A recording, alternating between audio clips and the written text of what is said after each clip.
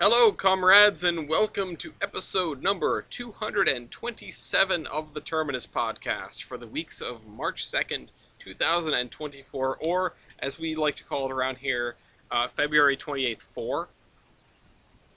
I'm your host, Ellis, otherwise known as the Admiral. It took me a second, With me I have, for the first time as a horseman, and also the first time in a really long time, right? Aside from trips, Matthew Bacon, welcome to the podcast in your current position. Aiden Jensen, Jacob Durbin, and filling in the guest slot, not because we kicked him out, but because he managed to sneak his way in. Nicholas Christensen. For the meme. Somebody left the door unlocked. The 69-420, and yeah. Anyway, so, with the all-horseman lineup, the train will terminate at this station.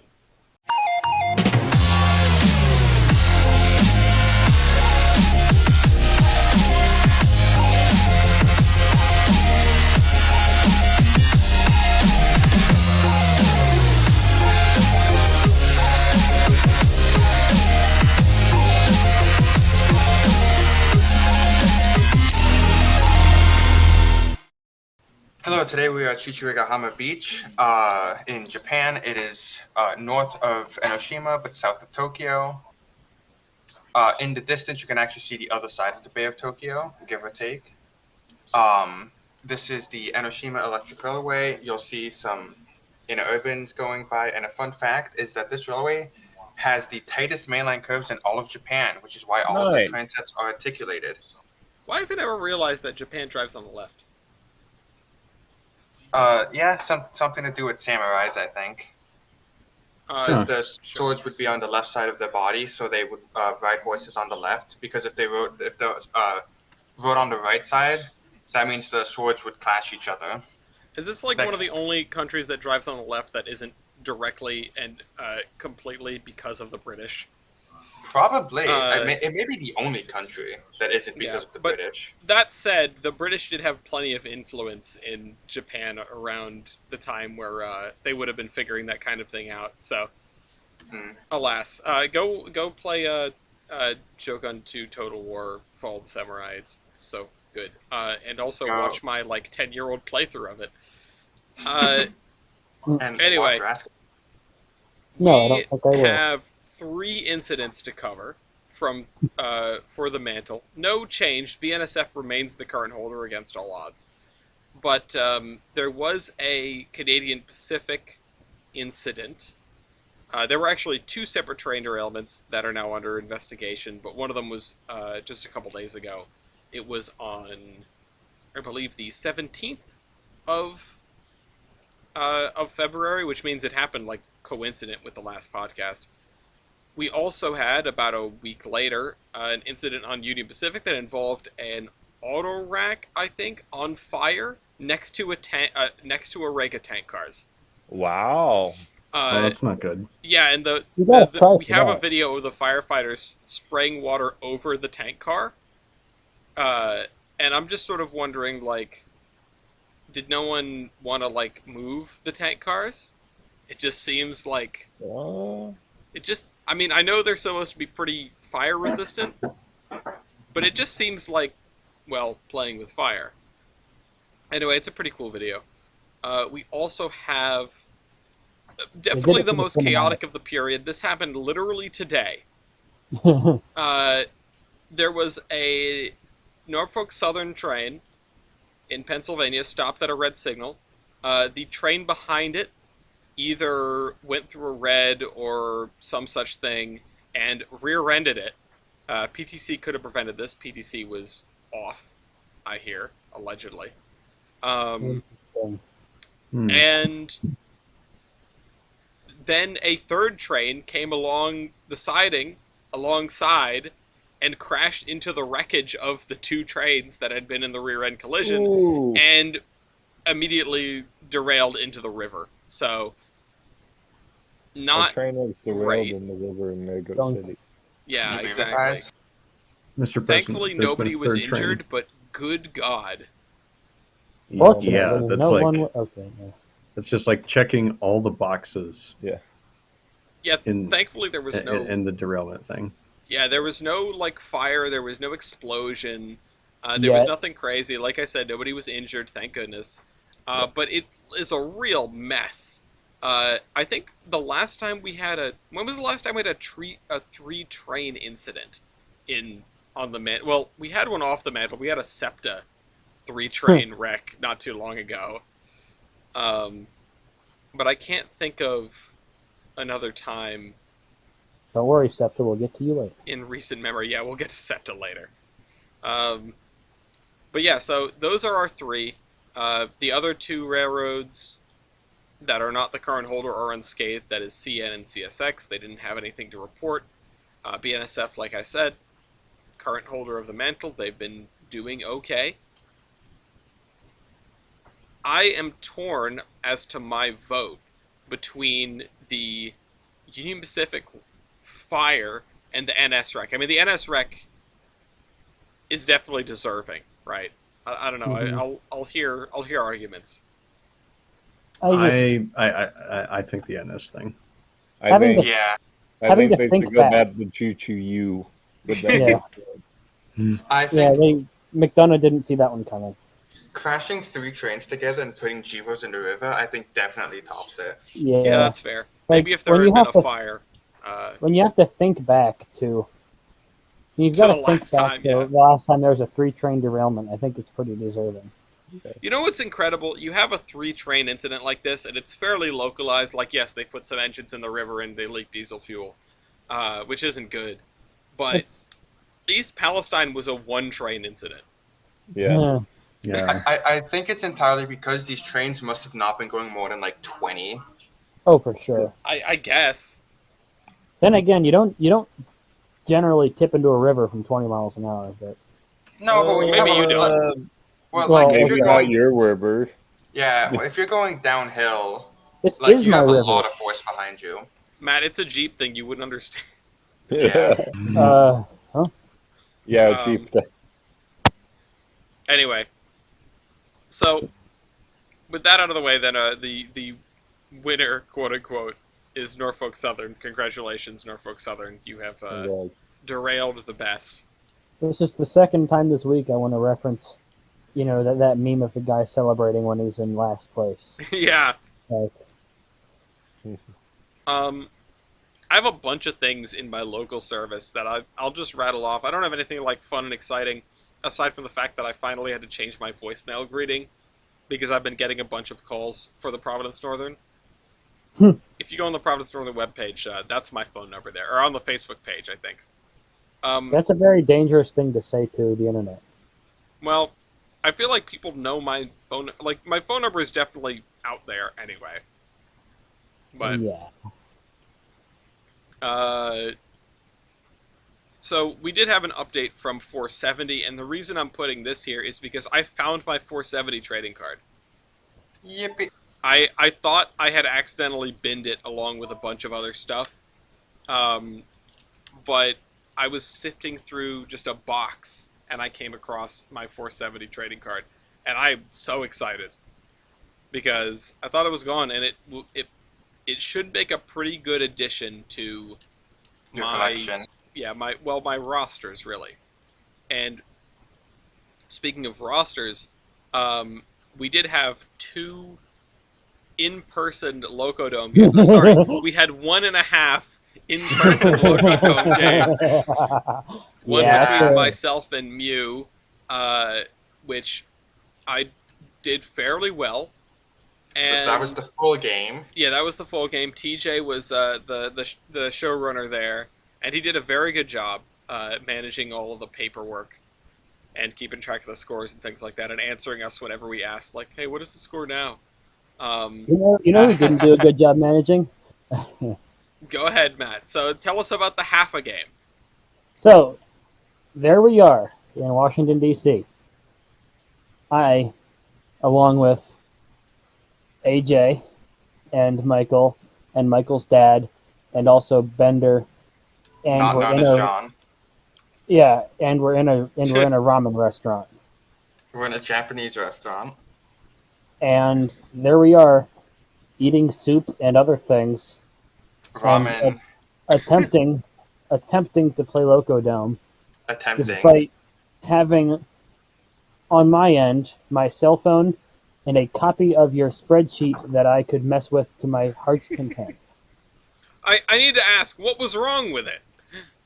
There was What do you nothing, mean mess with? It there was works nothing. good. Yes, it does work very well when you're a competent person who is not using mobile. I had my phone there. Sounds like a skill issue. That it was, and I had my phone there, and I'm doing my very best. And honestly, near the end, my very best was keeping score, and not doing very good at that either. Like, it went, and it has. I think what ended up happening is approximately what would have happened. I hope. If I remember right, it ended with relatively close scores. Mm-hmm. So I wonder what would have happened if it had continued on. Because, right, the 2600, which was Bender's big engine, got knocked out, but so did the I-1, right? Mm-hmm. Which was yours, East? Yep. So I really wonder what could have happened going forward there. But the rules were misunderstood, and after the knockout, it brought the total, like, the point threshold down, and you guys thought it was sum total points instead of individual points, and you ended the game at halftime. Yeah. Yeah. Like, it was getting kind of close to the closing time of the restaurant, too. Yeah. Yeah, it was Well, you also don't do it in a restaurant. the restaurant closed at like 9:30 and it was like 9:15. Yeah. Like, I feel like a Not- rematch not is to in men- order. Not to mention, my scorekeeping got worse and worse, and by that Yeah. time was like, I was keeping the score, but actually, AJ was keeping the score and just telling me what to write on the spreadsheet. So It Oh, my. was because like so Matt was like, "Oh, you guys are at like 20 to 18 or something like that," and I was calling and I'm like, "Oh, okay, I get a marker and two more points, then I get a marker, then I can KO Bed the 2600." yeah, it should also Then- be noted. Oh, sorry, go ahead. Okay. Then I called it 2 points. I KO'd the 2600. We continue on. About 15 stack calls later, Matt goes, "Okay, guys, it's 22 to 20," and I'm like, wait a second, Matt. Something isn't adding up here.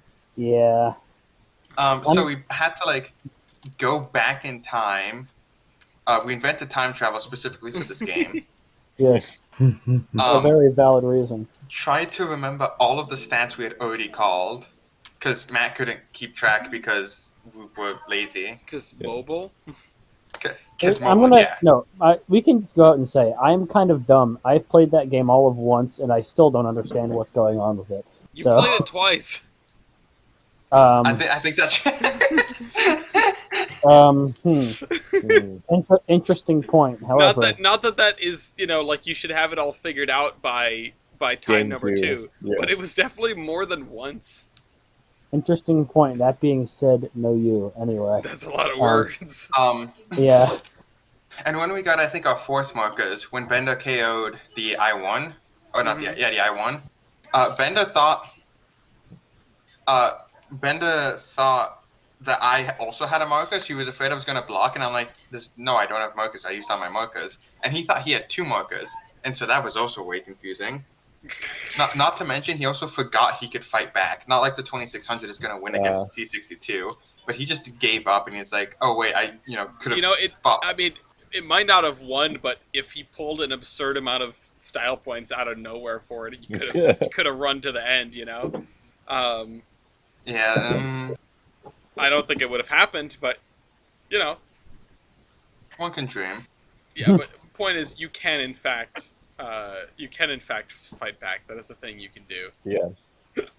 But anyway, I think a rematch is in order, and a rematch in which Matt has to sit in as the host, and I sit there and look over his shoulder and make sure he's using the spreadsheet properly. I should take a. Near the end, it was really bad. Like I really did not want to break your spreadsheet, so I made a copy of it and opened it and just started writing numbers down, breaking all the formatting. Yep. Oh, here's the problem with using that spreadsheet, though. I think other people are locked out of the scripts, which is a really... So that's why none of the resets worked. Yeah, I don't... Yeah, No, there's okay. only... The only scripts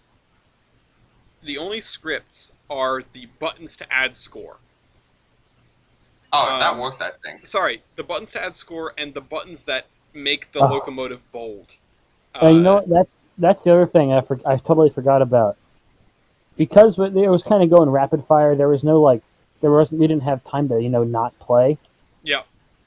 Anytime all the stats got reset, I just didn't. And Awesome. we tried to remember, and I think did okay at it, but yeah, the way I've done the reset for the stat is I actually click on the top of the column, which highlights the whole column, and then I just hit delete. Oh. So okay. it's not scripted. It is just this is a UI trick. Uh, So, but I think the bigger picture here is you got together with the two of you got together with Bender in DC, a place where none of you live. yes. Yeah, one of us is a 5-hour flight away. One of us is like 8 hours of flights away. One of us is 4 hours of flights away, and one of us is Like a 3 2.5 hours hour driving. Yeah. 2.5 hour drive, yeah. Wow. And I definitely had a great time in the parking garage, stopping and taking the CB radio antenna off on the parking garage ramp. Thunk, thunk, thunk, thunk. We go to pull into the parking garage. What's that scraping I hear sound? scraping, and I'm like, "Oh my god, Matt, are you like destroying the side of your car?" He's like, "No, that's the radio." I look behind because the radio is like attached to the back. We can see it through the window. It's just going doom, doom, doom, Yeah. doom, doom. I've been there. Yeah. And so Matt's like, "Oh, don't worry, I'll deal with that." We see him go outside and just start jumping, trying to like pull it down. He's like, "I'm gonna need a thing." And so it's like, Yeah. okay, I guess we'll walk to the hotel because Yeah, because the parking garage is directly underneath the hotel, yeah. so it's not that much of a walk. Also, because it's city and I'm paranoid, I had all my tools that I brought along like underneath the rear seat, which was being occupied by one of the people in this call and also Michael. So I evicted them and got out my Michael was there too. Yeah, so I evicted them, got out my pair of locking pliers, and shoved the antenna in the back of the car. Nice. I think Michael's- one of the first photos that you sent from DC, I expected to see Bender in East, and it was Matt and you and Michael, and I went, that's not what Bender looks like. Bender No. Bender Day was more like Bender 2.5 hours at night. Yeah, Bender Locomotive Dome. That's literally what it was. That's what. In fairness, the first time I met Milky, it was kind of like that too. And also Bender Yeah. Bender Metro hours where we saw the crazy guy. Oh my god, yeah. It was Milky lunch. Yeah, Milky it Lunch. was. It was so Um, wholesome. It was the first time that I ever spun out in a car. you It was great. didn't spin out. You peeled out. Important difference. Yeah. Yeah, but leading up to Bender Day, the day before, Matt had driven down. No, not like the day of. No, yeah, the day before. Because Bender Day was on your second day. No, Yes. no. Yes. Guys, this was like a week ago. How did you forget? Oh, no, yeah, you're right. Bender Day was Monday night, and I drove down Monday morning. Yep. So Matt drove down. We went to the Air and Space part of the Air and Space Museum. Mostly the air part, but there's also some space. There's some I'm- space. This the there's- Starship Enterprise, which is awesome. There's No, definitely that's a lot of space there because they fit a lot of planes in there. Boo. not the main Smithsonian, the hangar out by Dulles with the Oh, yeah. B-29. Yeah. And the freaking space shuttle, by the way. And the space shuttle, okay. The space shuttle is much more massive than I thought it was. Somewhere I've got a picture of you, Michael, his dad, and the tour guide. It's like standing in behind the shuttle, and the shuttle is just looming directly in front of you all, and is huge. Humongous. like I know it sucked, but the shuttle is super cool, and I wish we could have kept flying it. Yeah, Yeah. There was also that time we got jump scared by a Zoom call at the museum. that was funny. There was a. Okay, do you want to say it? You can say it if you Yeah. want. So me and Matt are walking around looking at all the missiles, and there's a TV which just at the time had a slideshow of like the space shuttle pictures going by. So it's on like the other side of the pathway. Mhm. So we're looking at the missiles. Then suddenly we hear, "Hey, you! Yeah, you!" I turn around and I'm lost. He's like, "Yeah, you! No, I saw you look at me. No, turn around. No, look at me. I'm right here." And I'm looking around in total shock. And then I'm noticing, oh my God, wait, that's coming from the TV. It must be some automated thing. And then he turns his camera on, like, "Hi, yeah, you." And I'm like, oh my God, it's a good Zoom call. And he's What? just sitting there at his desk. And he's like, "Yeah, hi, I'm a volunteer. I'm calling in via Zoom because I can't be there in person today." And I'm like, "Oh, that's awesome." That's well, one. That's awesome. Two. That's insane and kind of creepy. Yeah, like at first I did not understand that this was a Zoom call. I thought this was a video of a guy, and when I kept on thinking it was a video of a guy until he started responding to my question. It's just perfectly It's scripted. like the Doctor Who episode with the Weeping Angels, the first one. Because like before we had asked him a question, he was just talking about the space shuttle, and I'm like, "Oh, okay, this is probably a video or something. It's just saying that to get your attention." Then Matt asked him something. He's like, "That's a great question." And I'm like, God. Oh my God, he should have totally pretended to be an AI. "Oh my That's God." I bet if this if this is a regular occurrence, I bet one of the volunteers is like, "Yeah, hi, I'm the automated Smithsonian computer system. Thanks for coming." Brought to And you by then, viewers like you. as we're talking to him, what I can only imagine is someone high up in the museum walks along, and the guy on the Zoom call is like, "That's my friend Charles. He speaks French," and they start speaking French to each other. Yes. Wow. What? Charles was very, very Haitian. Yeah, it was probably Creole, not French, but Yeah. potato. Yeah. Regardless, this guy in person, dressed in like a suit, looked like he's the museum director, and this guy on the Zoom call in like a Hawaiian T-shirt are just talking in French. Matt and I are just standing there, basically underneath the space shuttle, just kind of like, "Hi." Yeah, then the space shuttle starts talking in French. You see, I think at that point Bender Day would have been going on too long. We'd only been there for a couple hours. That's a different kind of Bender Day. Yeah. So then after that, then we drive. We go to Wawa. Micah places a bet whether or not I buy milk. I do. What? Wait, Yeah. why is that a bet? And also Yeah. why? Yeah. This guy comes out of Wawa with a half-gallon jug of whole milk, And Why? the Gatorade. with full intention on just chugging it in the car. And I do. Well, I guess you're not going to have osteoporosis. So then we drive back to DC. It's like an hour and a half drive or something. That's not too bad. The metro tracks disappear in front of us. What? So we're the DC Metro runs in the median of the highway. Hmm. Yeah. But then there was like an overpass, and the tracks just disappear after the overpass. So like we're looking, apparently in between the like two bridges, the tracks elevated up and went like a different way. But we're talking about the tracks because there's blue markers next to the tracks. So we're talking about those. We look to the left. It's like, oh, there's another blue marker. We look straight. We drive under the bridge. We look on the left. Where the fuck did the tracks go? Gone. They, We're all. well, actually, Oops. it's like the Mario Kart map with a giant cannon. Yeah. Anyway, Train cannon. And Portagon. Matt takes a wrong turn, drives us to the airport. Yeah, a couple days early. My bad. As we're getting on the on-ramp, so we got off, we made a U-turn. As we're Yeah. getting on Wait. this guy with the massive boat, I mean almost like a mini yacht, is on the on-ramp, just parked. parked.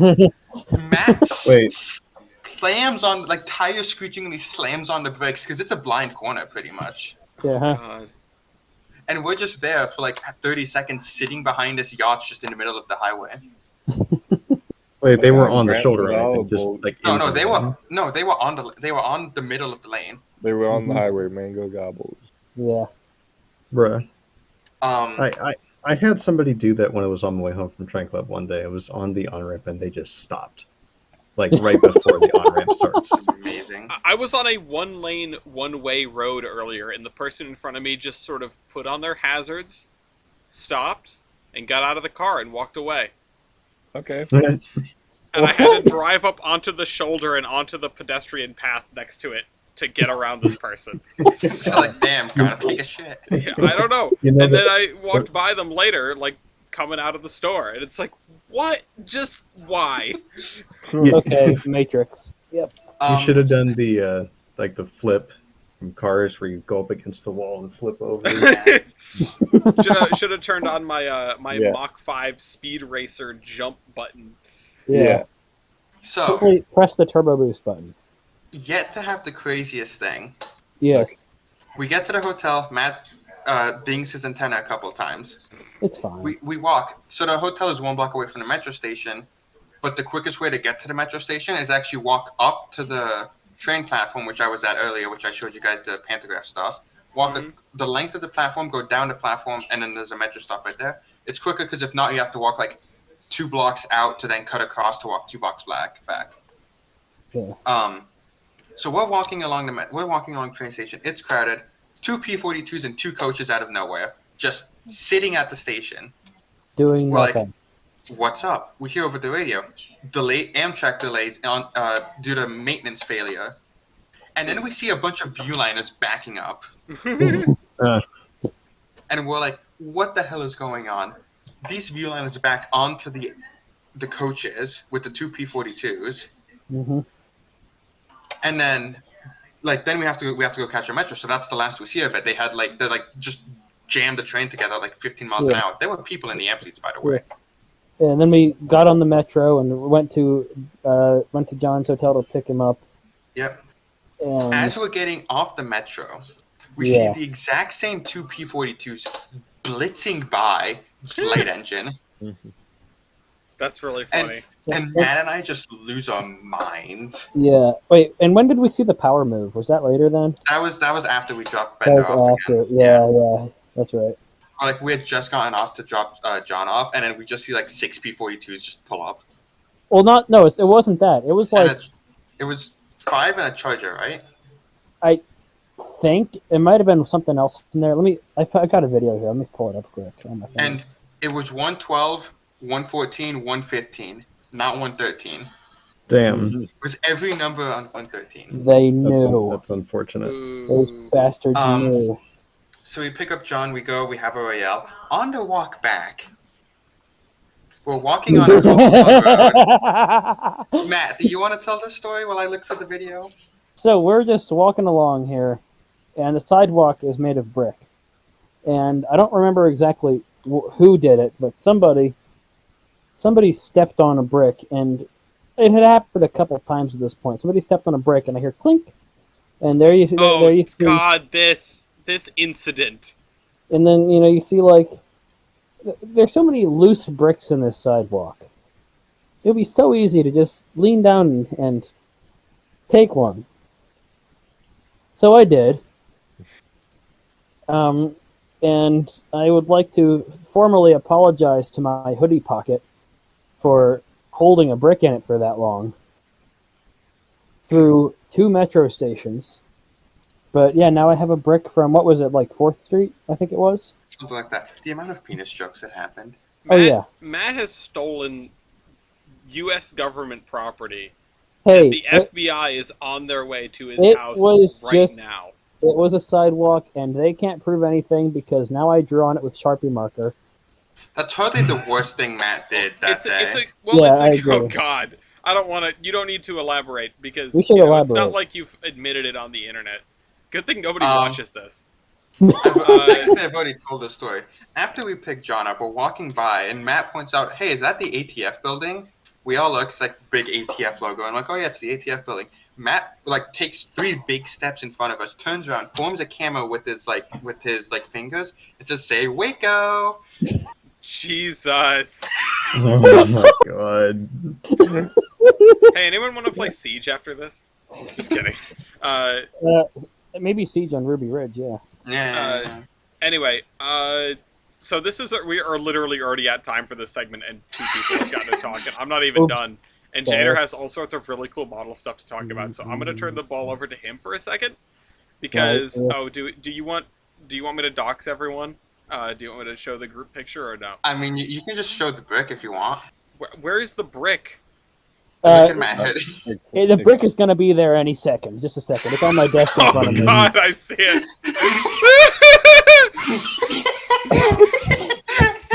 All right, well, you know what? We also named it Drake because of the doyo. Yeah, we named it Drake because when it was in the hoodie pocket, it was hanging down pretty low and definitely made it look like I was packing. I want to see if I can I do this without exposing faces for the anonymity of the guilty. Names have been changed to protect the guilty. So wait a minute, I've got a current. Yeah. Anyway, that's a great. I would show it, but I don't know how much Bender wants to be doxxed because I had never seen his face before. Yeah. It's the 4 stages of grief. The 4 stages of brick. The 4 stages of brick. I'm cracked out. Bender's FBI agent, man. Matt is just the smirk of God, and Michael's like, why? Kudos to Michael and Mike for putting up with our stupid shenanigans. By the way. Okay. Michael's dad was into it the entire time. Michael's dad sounds like a good sport. I haven't met him, but he sounds like a good sport. All right. Yes. Anyway, before it's 10 o'clock at night and we haven't even done Locomotive Versus. Jader, can you please tell us about what is going on with 94? Yes. So I think I talked about it last time, and I think at that point I want to say at that point I was just either just starting to paint it or just finishing to paint. I can't remember. You may have been starting it. Yeah. Mark looks gorgeous. It looks so good. Yeah. It turned out so good. But my goal this week was to get all the electronics in there, get it running on the main line. It hasn't ran on the main line yet. It's ran back and forth on my workbench, but it hasn't ran through a curve or a switch yet. So I'm gonna test that on Monday, and hopefully it doesn't explode or anything. But I'd be impressed if you did that. Surprisingly, all the electronics fit in the locomotive. The only thing in the tender is the only thing in the tender is a couple.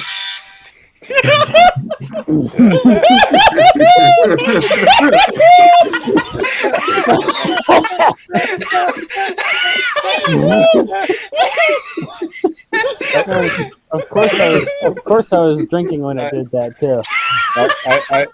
I should play that the first time I won the entry at the club. I mean, you can. Please tell me. Oh, is it in this locomotive? Yes. Oh no. Yes. Yes. So okay, Jader, please, because I cannot. Please explain what you did. Okay. So I put Loxend in this thing because Milky wanted something with a good selection of Rio Grande 5 chimes. I'm like, okay, ESU has several. So I decided to put an ESU decoder in it. There's an ESU power pack jammed in there. And in the locomotive, there's the most lights I've ever put in anything. Not the most individual LEDs, but the most different lights I've put in a locomotive. Because the headlight works, the marker lights work. They're only green because I don't know how to do them multicolored. That's beyond me. Gloria's engine had that, and I was confused on how to do it. Huh. Yeah, the LED had 3 wires going to it. I don't understand it. Interesting. Would it be maybe two positives and a common ground?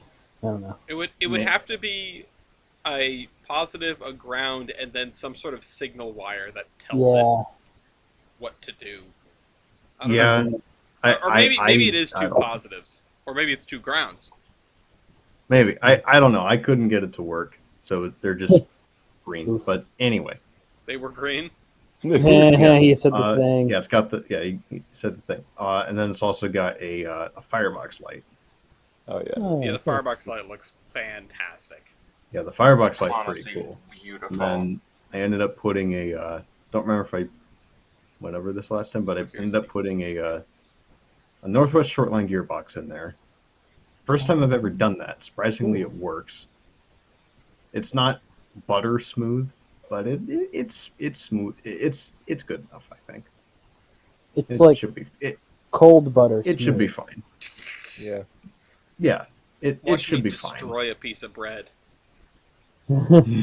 Just send it via the taco tunnel. As long as The it's Alameda not- Weehawken Burrito Tunnel. There was somebody we had to show that to, and I forget who it was. But yeah, this is absolutely gorgeous. This is why people should be getting stuff done through you. The work you do is outstanding. Thank you. We just need. Yeah, I just finished the last of like the white walls and stuff this morning, and holy crap! All it needs is a good shakedown run and a clear coat, in opposite order. Awesome. Maybe a little bit of weathering, like on the stack or something, and then Yeah. then I just want to. Milky, I might just keep it for a while just to play with it. Yeah, that's fine. give it the This give it is the my Lynn engine Modinger now. treatment. Yeah, it's never coming back. Okay. Milky, I do you just- want to tell us what's going on in your neck of the woods? I'm just gonna try to barrel through this I'm stuff so that we can. just almost shotgun through it. 1744 SPM 6 Mogul. Buy trading Got cards. a new by the trading card. Got a new rear 2 seat, which is cool. We could use that on the 1785. But money. So anyway, that's what they got done for their contractors. So very cool. Stealthy's work, huh? Yeah, Stealthy. Surprising that he's still relevant after everything that's gone on with him. Yeah, and yeah, there's no update about the White Pass engine.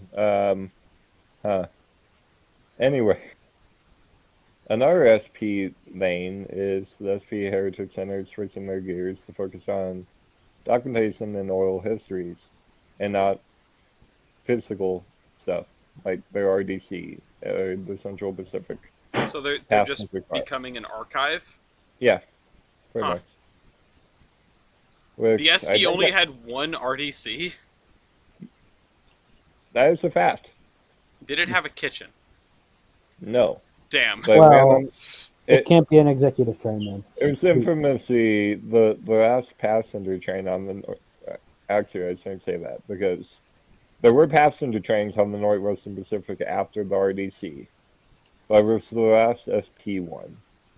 Interesting. So it's very cool, very crapped out because it went through a flood in Galveston. Ooh, But it'd be nice to see it go to a nice home, which I have been hearing Lane about this since this was posted in August. well, do you know how much it's going for? Just kidding. It was posted in August. Jeez. Yeah, it's been in there a minute, so I figured that I'd just bang it out and weigh some attention to it, like I did a certain other engine. Mm-hmm. F in chat. F in chat for SPNS Alco. We don't have an article for it, but there was a SPNS Alco stored in Northwest Portland. There was an Alco FA, and it was one, I think, 24 that were remaining, and it got cut up. Huh. F. Very sad that it happened that way, and more people should have known about it sooner. Yeah, it was a shame to see that go. Between that and the Dale locomotive getting cut up. Yeah. Yeah, it's that was the Yeah. saddest thing. I, for a very long time, have found that Dale locomotive to be humorous, but kind of cool, like unironically cool. Yeah, I mean, yeah, we talked about it last time, so I won't rehash. But Yeah. yeah, it was. There have been some L's in preservation in the last few weeks. Like, somebody could have gone up there and taken that thing, but Yeah. Didn't it run? I just opened all like of my. right before it was scrapped. Like, wasn't it operational? It Yes. was operational. It was operational for quite some time, and then again, we're not sure if it was halfway. Like, we know it caught on fire. We don't know if it caught on fire and then was scrapped, or if it was being scrapped and then it caught on fire. But like I said, we I don't want to rehash. We talked about that last time quite a bit. But yeah, like I said, unfortunate losses. And Matt, you're getting you're having a model train club dismantled as well. I don't know much about it. I just saw it on Facebook. It's the only one that I've ever attended. And, like, even then, it was only, like, whenever I had time, which was very, very not common. But, yeah, just the train club I've attended is getting... I don't know why, because it was a beautiful layout. This guy spent, like, a very, very long time building it all from scratch on his own. And, you know, then decided to... It was, like, a perfect scale representation of the town that it's located in. Columbia, Pennsylvania. And then he just decided to, I guess, undo it, and is doing it again. I don't know. Yeah, the description is that they're building they're rebuilding the layout from scratch basically, which is it's sad to see something go, but it's nice to they've got they said that they found a lot wrong with the bench work. They were having to redo the whole electrical system, as well as environmental issues, which I'm worried about what that could mean for a model railroad. Yeah, I was going to say they built it with asbestos. Asbestos, the bestos.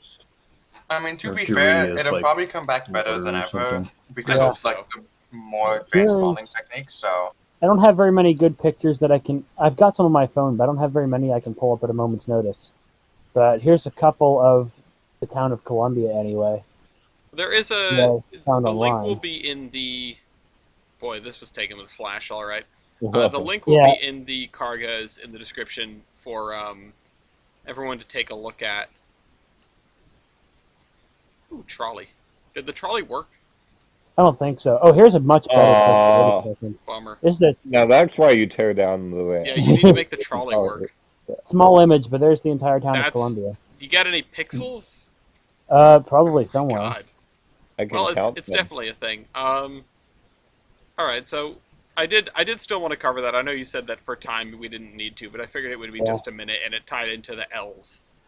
Mm-hmm. But some maybe shoot, what's the Springsteen lyric? Maybe everything that dies someday comes back. Yeah. Speaking of which, the PRR-T1, we did get some updates a couple of months ago. Just some, and these got buried. I should have, I should have / could have / would have talked about them then had I noticed. But there are some updates about the fabrication of the frame and other components. There's also a post from the post from FMW Solutions, which are a part of this, a partner of this. So again, I don't have any specific details, only that they are working on the frame, and that I invite people to check out the videos if you're curious about the progress of the T1. They're gonna do it. What'd you say? I said they're gonna do it. They're gonna do it. They're absolutely going to build a T1. Whether they will run it and break the speed record, who's to say? I hope they do. Duck for dinner. But they're absolutely building a locomotive. Like, they're too far to not at this point. Yeah. Like, what are you supposed to do with all that? If they fail now, what are you doing with all that money? Yeah, you just have a boiler that's you're just gonna they're gonna give it to the railroad consumer PA, and it's never gonna be seen again. I mean, that's probably exactly what would happen. Honestly, the Lombard log hauler, you make a long one. the Lombard log hauler. Lombard, god damn! I already gave you a point, so I'm not gonna give you another one right now. But wait, why did you get a point? I don't remember, but it was deserved. I don't keep notes, okay? Anyway. Me when I'm trying to direct Loco them. So remember when we went up... Remember, for those that were there, remember when we went up Mount Washington and there was the giant board of all the people who had died at Mount Washington? Yeah. Absolutely. Yeah. So they almost got a new addition to that less than 2 weeks ago. Or sorry. Rats. Yeah. They could have made the high score. about 2 weeks ago. An Jeez. injured hiker who made, quote, Yeah. an enormous amount of poor decisions was rescued from Mount Washington amid a wind chill of 50 degrees below zero by the COG railway. So, yeah. 22-year-old Cole Mathis of Portsmouth fell while hiking in the Ammonoosuc Ravine. He called 911. He was off the trail in a drainage ravine at approximately 4,500 feet above sea level. And the most effective way to get to him was via the railway because he was too far from the road. So they got their snowblower on the front of the train, and they headed up the mountain. That's incredible. Yeah, we're talking sustained winds of over 90 miles an hour. Oh my god. So This has got to be the first ambulance in history that actually goes faster coming back. I feel like most ambulances go fast. I- Well, I don't know about that. I feel like ambulances definitely go faster, or Okay, at least as fast going back. Okay, in that case, this is going to be the first ambulance which going faster means 3 miles an hour instead of 2. Okay, yeah, that may be fair. But yeah, so there's a whole like dissertation here. I don't need to read it all, but it's a great article from the Concord Monitor. Sadly, the photo is the steam-powered COG, railway train. That is not what rescued this man. Oh, That I would have can't been imagine. epic. I mean, if it was 20 years ago, it would have been. Is the thing, the COG was still all steam until into the early aughts, or into like the mid to late aughts, if I remember right.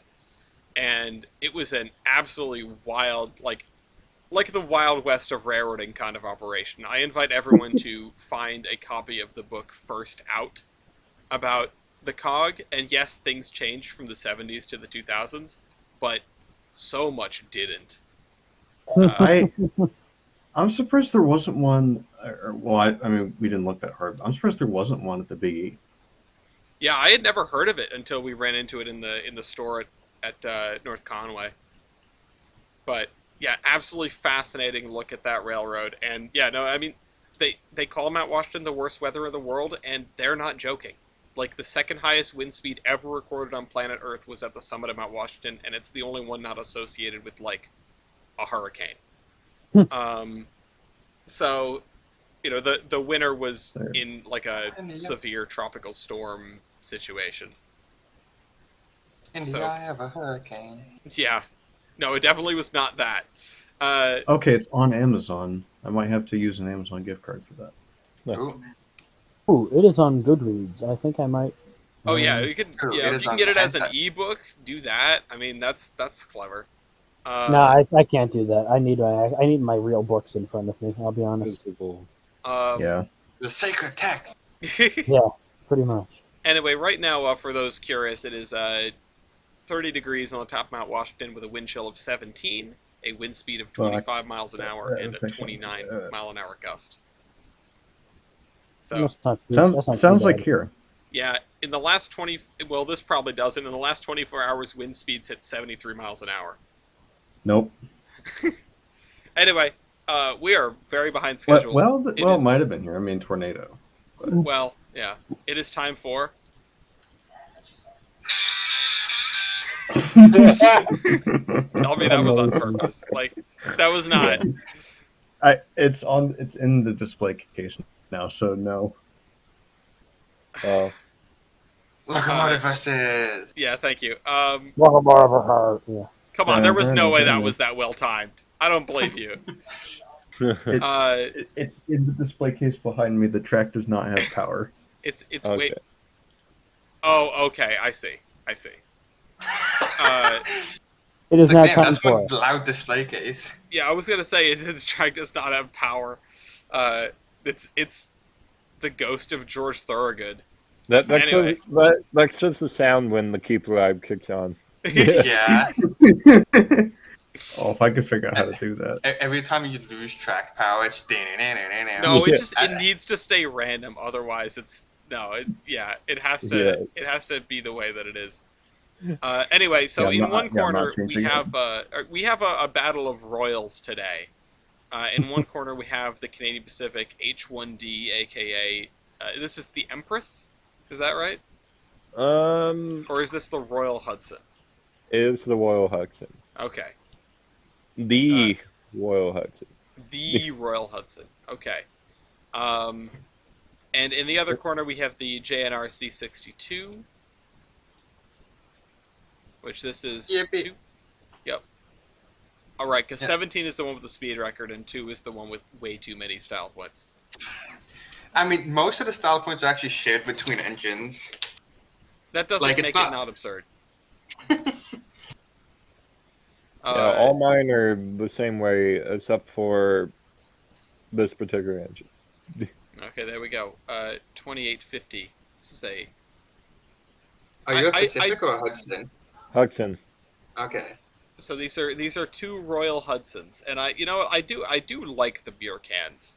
I know people sort of joke on them, but No, the beer cans are nice. I like them. They are quite nice. and they have CP Steam in general is just nice. yeah, they have the inset headlight. Well, where's we need to get CP 8000 in here. Anyway. Dear God. We don't talk about 8,000. Oh yes, we do. I racked my brain about that for too long. That was my last minaret. We'll talk about that. Yeah, now you later. have your new minaret. Yeah, my current minaret. Which is the minaret. Yeah, well, that's the namesake. I'm gonna start calling it that. I'm gonna start using that as the term for when you can't find stats for something. It's like your white whale. Anyway, all right. So well, my son is OP, so I want to give the point to. I want to give the ball to Milky. But I'll see arguments for my other 2 judges here. Milky goes first. Okay. Yeah, I'm inclined to agree there because I'm still not forgiving this guy for getting me into Japanese things, so I'm gonna lean towards the Canadian one. Well, and Matt, you have played this game once. At Yes, least once. at least At least once. All right, Milky. more or less once. I'll be keeping score. What is your first? I think Matt should keep score. No. I don't think I should. No. I I don't think think nothing could possibly go wrong. What is your? as long as you first- guys are telling me what I'm doing, yeah. There's no war in Boxing Day. Exactly. Well, Matt, you do what I do. You listen, and you see if somebody sounds excited or not. Yeah, true. All right, Milky. What's your first stat call? Builder. Hitachi. Montreal, welcome to the works. Alright, let's check the. I'm kidding. Both terrible. No. I feel Sadly, like Hitachi wins. yeah. I mean, 'Cause they're still around? Did you build battleships? Hitachi is still Oh my around. That's for goodness. sure. Yeah. They make everything. This is the Yeah. beer can. It pleases men. This is the Hitachi. It pleases women.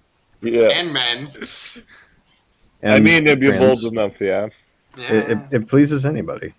Yeah, it's Either the thing that intentionally pleases or the excavators. or the Okay, if trains. we're gonna gut the gender stereotypes, anyone can drink beer. Okay, I Yes. was trying to be funny, I know. and if we're gonna just it's Canceling officially Ellis. a back massager. All right, Sure. Right. Milky. oh wait. Fatter Betisen. 3.48. 4.13. 4.13. Okay, I remembered it being bad. I know. I just went through this with Mew because he had a C62 in his roster when I was did fighting he? him. Yeah, well, he used Amazing. he used his Locodome roster. He used his bracket roster. Oh, yes, it's the same. That's cool. Yeah, well, the roster he made for the bracket was explicitly one that was done with trading cards that he had. So anyway, Milky. Driver diameter. 68.9. So close to success. to greatness. But however, mine is 75. 75. Yeah. Maybe less than I would have expected, but Milky, you're up. Well, 75 is still big. The tallest steam engine I've been in, 94, is just massive. Like, in terms of how high off the ground you are in the cab on it. Anyway, bore pressure. 227.7. 275. Okay. High pressure cylinders. 20.47 by 25.98. 22 by 30. Okay. 5 points. Draft of effort. 3580. 45. 254. Okay. 6 knot. Here's a funny one. That I kind of forgot about even. Booster. Don't have. 0. 12,000. I do have. That's a good booster. I forgot the Royal Hudson had a booster. I too forgot the Royal Hudson had a booster. I too saw forgot it, I the Royal was Hudson. Did we do the Royal Hudson versus 3713? I feel like we must have done that at some point. I don't think we I don't know. did. Well, now we need to sometime. Yeah, well, I'm Yeah, going that's to a good one. continue my obsession with putting things up against 3713. I have an idea. Go on. Mr. Krabs. We do 3713 versus either a C&O Hudson or one of the Pacifics, because the Pacifics were, well, 3713 versus the Minion. many. God. Okay, hang on. Me firing up steam locomotives. I have an idea. We'll do this later. Alright, anyway, Milky, carry on. All right. What is your tender water capacity? My tender water capacity is 5,821. All right, I have 14,400 gallons. Okay. I mean, it's 8-0. Who could have seen this coming? Tender fuel capacity. 11. 21. I want to make clear to all the viewers that are like, how did Ellis allow this to go forward? East is confident that even if he's 20 points down, he's going to make it up in the style points. Okay. Like I said, I'm going to have to change the rules because of this. Because of this match, if East wins. What is your firebox area? Firebox area is 216.36. 326. Great area. 41.44. 80.80. Evaporating surface. 1803. 3791. Superheating surface. 833. Hey, I've seen that one. 1640. Combined heating surface. 2636. 5431. Okay. Evaporative heating surface divided by cylinder volume. 182.20. 287.20. I didn't Actually realize pretty it was high. going to be that bad. Wapre Machina's power comp. 9436. 22,220. Damn. Same as above, but plus superior percent. 12455. 28,886. Same as above, but sub firebox for great area. 65030. 116,545. Power L1. Damn.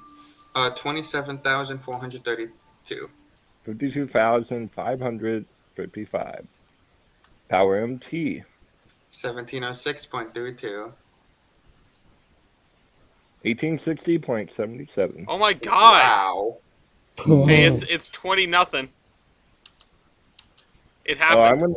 I'm gonna keep on. I removed my 3713 versus C62 too because Milky's doing my job for me, and I'm content now. I don't feel like I need to fight that battle anymore. Yeah, no. This is cathartic. And this is the problem because like you look at it by the numbers and it's like, oh yeah, East is getting absolutely demolished here. And yet, in the future, if and when I face East in Locodome, whenever I see C62, I'm going to panic. Still. I will be terrified. Yeah. Panic. The locomotive gives you a fight or flight These are response. two engines that induce panic, fighting against each other. Yeah, well, and one of For them very is... different reasons. One of them is statistically a god. The other one, I don't know in terms that. of style points, is god. Milky, you keep talking like that, and we're gonna have to. Uh, you're gonna have to square up. Okay, fight I me. don't think this is a statistical god. I think it's royalty, and just like regular royalty, it's a sham. Yeah. Anyway. But anyway, continuing with the show here. Tubes. 94 at 2.008. 58 at 2.25. Oh my god, Oh. a point. A point for the Yippee. C62 too. Yippee! I would... Milky, run. Alright, number in class. 40. 49, number built. 40. 49, year. 1937. 1949. Yeah. Driver wheelbase. 13.17. 12.47. Engine. 49.50. 34.51. Overall. Overall, Mhm.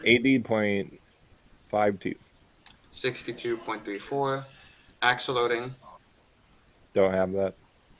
Alright, quick Calculated. maths. Take your weight on drivers and divide by 3 for the both of you, please. Milky, let me know when you have yours.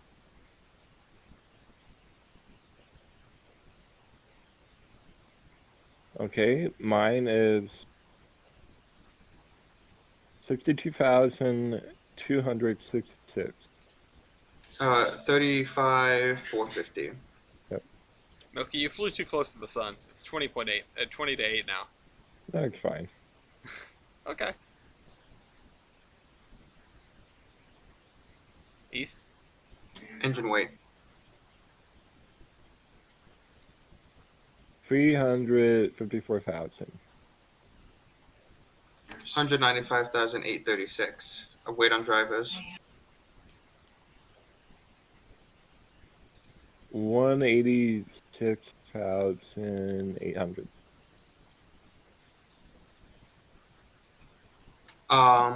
106,329. Wait, what? Oh, okay, right. Sorry, yes, carry on. East? Total engine and tender. 642,650. 317,487. It really does feel like it's exactly half the weight. Yeah. Tender loaded weight. 288,650. 121,651. That's close enough. To half.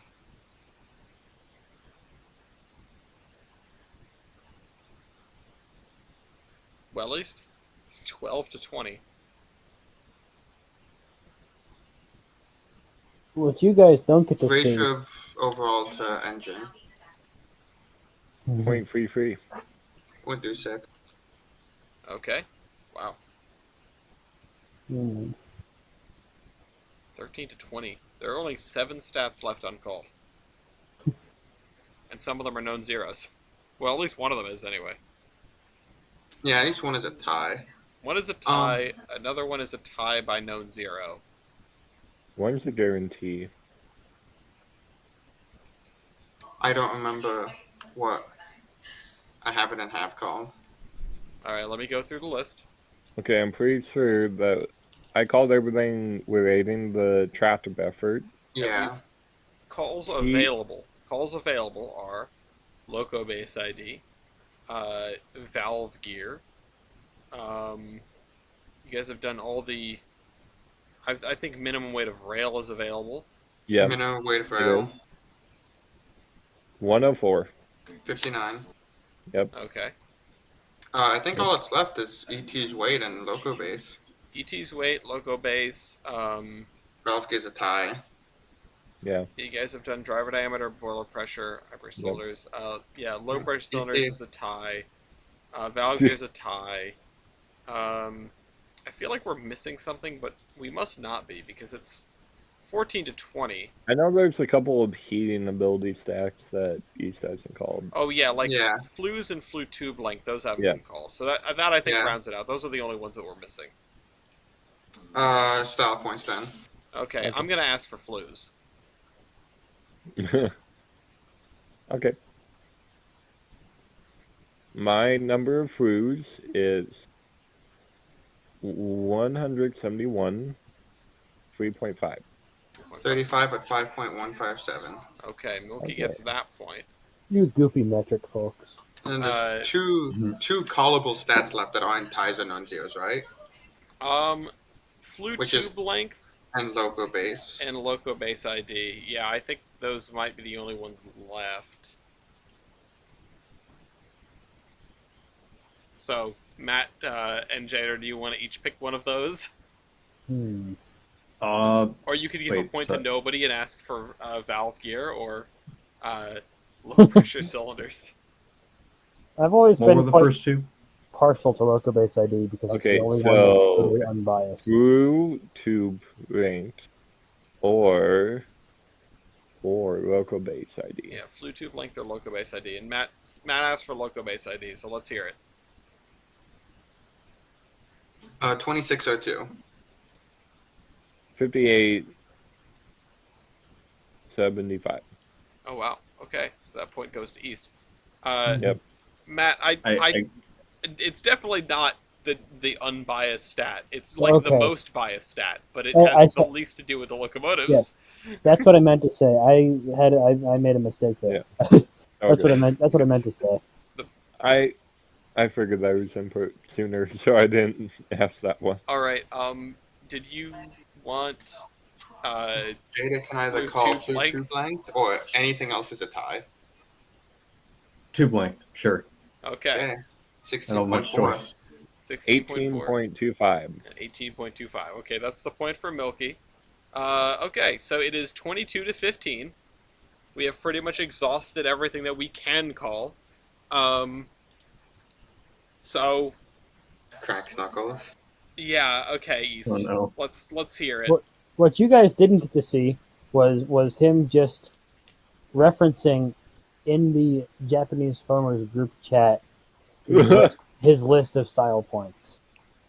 I didn't need to see that. I knew it was happening. Yeah. Okay, fan spark arrest the smoke mechanism. Yep. Go on. Oh, it doesn't go back and forth? No, it doesn't. Yeah, I'm just gonna let you go, and I'm gonna count. I'll make it go back and forth when you guys are tied. Okay. Smoke deflectors, Yep. dart, Hold on, wait a second. Okay, yeah, you don't have that. Come on. It's gonna be difficult to ping back and forth. All right, dart. next. Yeah, Okay. Variable smoke block drafting mechanism, yeah, that stupid thing. second headlight, Yeah, bonus headlight. Okay. ice guards, Yeah. Ice The guards. CP thing doesn't have ice guards of some description. I suppose not. I don't know. I don't see That's the cool. mechanism for them. Or anything What like are that. ice guards? They go down in front of the wheels to break. Oh, no, oh. the thing above the. Oh, not Oh, not oh, I flanging see. gear. The, Oh, okay. the little Yeah. icebreaker things Yeah, like the SP things. on the top. You, Okay. you can't really see it in this image because it's like washed out, but I can get you a different image if you want. No, I think I see it right in front of the sand dome there. Yeah. I see it. Yeah, it's this very, very thin line. Cool. That is not an image artifact. That is in fact a line. You are not. Don't adjust your screen. You're not seeing things. Okay. There's a slightly better image of it. Oops, Oh, yeah, that's I the see wrong it. thing. Cool. Oops, wrong screen. Or wrong thing. There you go. Token catching device. You have a token catcher. Alright, you can go one more and I'll hand it to Milky for a sec. Alright, most embossed number plates. You do have more embossed number plates. Milky, what do you have? Okay. My particular engine hauled the Royal Train Okay, so in you've got Royal Train. 1930s. I'm going to try to ping back and forth. Well, I guess I'll let you do two in a row. But Royal Train, is that... C622 didn't haul Royal Train, did it? I need to think. He needed Because to think. the issue is, like, Japan in the 70s really liked to deck things out to haul the Royal Train, but not actually haul the Royal Train. Okay. So there's an image, I think, it's fades my memory, but it's entirely as an idea, of it decked out in the Royal, like, getup, but I don't know if it actually hauled the Royal Train or not. Interesting. Okay, well, I'll give the point to Milky then. If you find something that countermands that, let me know. Yeah, no, I mean... Milky? Yeah. Okay. Do I get a style point for the crown on my side? Yeah, you have an adornment. The although you emboss. both have an adornment, yeah. because he has the little swallow, so Okay. pick something else. Okay, like mute. Fantastic. I'm double checking to see if I have a cab door on You my right don't side. have one on the front, that's for sure. Okay, then I'll just go for the obvious one, the all-weather cab. Okay, yep, you have an all-weather cab. Alright, East? Remember, I have the part-time all-weather cab. Okay, part-timer. Part-time all-weather cab. Okay, so I'll give Milky half a point Get instead. a Most- full-time job. It's you the most weather cap. Yeah. Somewhat weather cab. somewhat rough. Most weather, yeah. Okay, well, what else do you have? I have No, the beer East. can. Nickname, You have the nickname, the the Swallow Angel. Swallow. I thought one of the Royals named this engine. I don't know if you know what it is. I will find out while East is chucking style points at me. Okay. It could go back to you, but I want to give you a second to look. So, East, do you have anything else? Yes, ETS mechanism. Okay. PTC could have prevented this. Keep going until Milky's ready. Latest retirement date. Yes, you definitely were retired later. When were you retired? March 28, 1979. Okay. Yeah, it's my birthday. You damn, Real? Tater, you're old. Well, okay, wow. That's 20 years before my birthday. Wow. Wow. I want to give Alright. you a point for that, but I can't do that. I can. What? Other people are giving me point. I don't feel like I deserve a point for that. That was a good No, joke. that was pretty funny, yeah. I know. All right, Okay, Milky, do you have anything else? That was pretty funny. Apparently, well, yeah, the Hudson became the only non-British railway locomotive allowed to use the term royal, but that's all I can find for a name. No, like William. I mean, or I guess whatever being hell. the Royal Hudson is a nickname, Yeah. so I'll give you that, I guess. Okay. Okay. Do you have any other style points? Beer can. Yes, you are fully streamlined. That is a point. Cast pirate. You do have a cast pilot as compared to your opponent who has no pilot. I have a No, cast detachable pilot. Weight savings. Is that what? No, I'm not going to ask. Markers. Markers. You both have markers, if I remember right. East has Yeah. like secret deployable markers, but Milky, you do Okay, have then- you have streamlined markers, which have been given as a point in Oh. the past. And I also have illuminated number board. You do have that, which is a good counter to the high number of embossed plates. East, you are behind, so let's hear from you. Alright, did I already do mud tank? No, you didn't do the mud tank. Mud tank. Okay. Can we have an explanation on what the mud tank is? You're gonna have to ask Tyler. It Oh, collects okay. mud. Or It collects watch- dirt. It's a cleaner thing. Or watch the first Loco Dome where I have a KO, which I think is the first Loco Dome. Well, Just yeah. Tyler explains it there. Okay. Because Okay. I think, and it did get explained a little bit later because we were comparing it with the similar device on 208 when you were squaring off with Bender. Anyway, anything else from you, East? Plenty more. I know. Variable blast pipe. Okay. Go on. Coal sprayer. Coal sprayer. Okay. Water sander. Water sander. What? Yep. Okay. Thomas. Thomas? Oh, right. Thomas. Okay. Oh, what the Because hell? like C622 is specifically named C622 in Okay. the Japanese Yeah. Okay. Thomas. Well, you get the media appearance. Okay. Do you have a media appearance, Milky?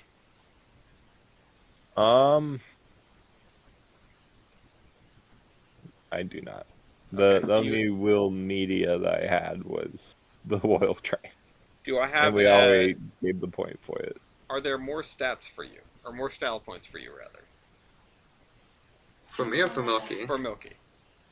Ooh, Milky, I know one you could do. I also know one he could do. I know one he could do as well. I know two. I have one that I want to ask, but I'm not sure. I think. Okay. It it set a record actually for Canadian steam by running the longest single journey of any steam locomotive when it pulled the train a distance of 3,224 miles without replacement or breakdown. Okay, well that is Wow. kind of impressive. I guess I'll give that as a point. Mm-hmm. Milky, I actually could think of three for you looking at it. I know that in service I had the Canadian Pacific nameplate. Oh well, you already got a point for an adornment. Okay, fair. Um, Fair. They were blue? Yeah, you definitely. I was gonna say you get the paint point. They That's, were blue? That's something that I think is I- deserved. That's one of the three I was I thinking found of. the photo of it in. Very blue. Oh Blue. God! Well, no, I was thinking of how it is normally. This is horrendous. That's like a grape. It's hysterically accurate. I feel like Oh I would my find this on the download station. Yeah, this is someone's first trains reskin. Oh Ooh. God! This is It's- when you gotta get a Steam program engine for your fictional, and this is all you got. Oh God! Why did they make the boiler gold? They were gold? They were gold. I think you should I lose a love point for that gold. paint scheme. Yeah, it's like the Gold. 1225 or not the 1225. It's like the S160 Polar 1225 Express. imposter. But how can you stop me smiling about it? It's the anti-paint point. Moving on. Anything else, Milky? um, You're down by half a point. I mean, not that East I'm- isn't going to rinse you the moment. no, you no, come no, up no, with no. more, but- I know he will. I'm double checking to see it. I know that we both have actual models, and I know that we both have trains models. So that's mute.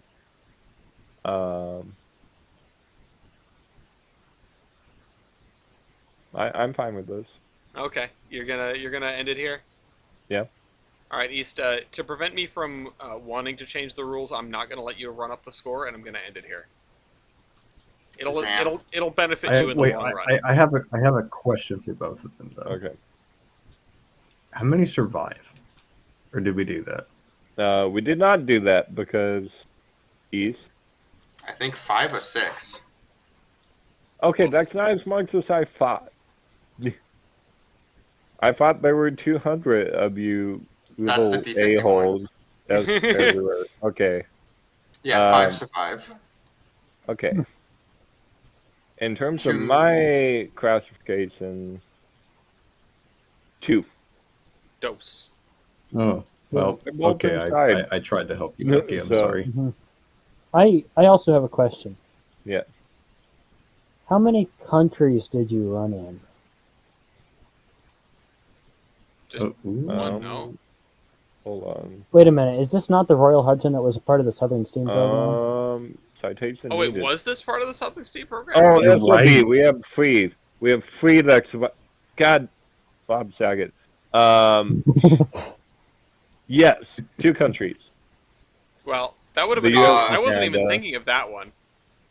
I didn't think about that one either because that one had a hell of a career after the Canadian Pacific. Yeah. How many planets have I been to in Galaxy Express? Bruh. Shut up. Bro. I'm going to send the Royal Hudson to the moon. For the record, the ones that I was thinking of for Milky, aside from the paint point, were the inset headlight and the head and throttle. Yeah. DNH point. Both of which are good. Yeah, the turbo button point. I completely forgot about good old 2839. And I wanted to spend was- some time in Pennsylvania and then spent some time way down south. And Yeah, it was in the Southern Steam program for those That's at home hilarious. that didn't know. and yet for And it some is reason funny. was parked in the Reading and Northern back in Yeah. the 80s. Yeah, so Okay. the final score, I'm calling it at 31 to 30.5. I'm fine with that. But we know that that is just 1% of Eastrail's power. Yeah. But I'm doing that so that I don't sit there and ruminate on rule changes because Eastrail is OP, something I do frighteningly often. Me single-handedly breaking 2 different locomotive Game. games.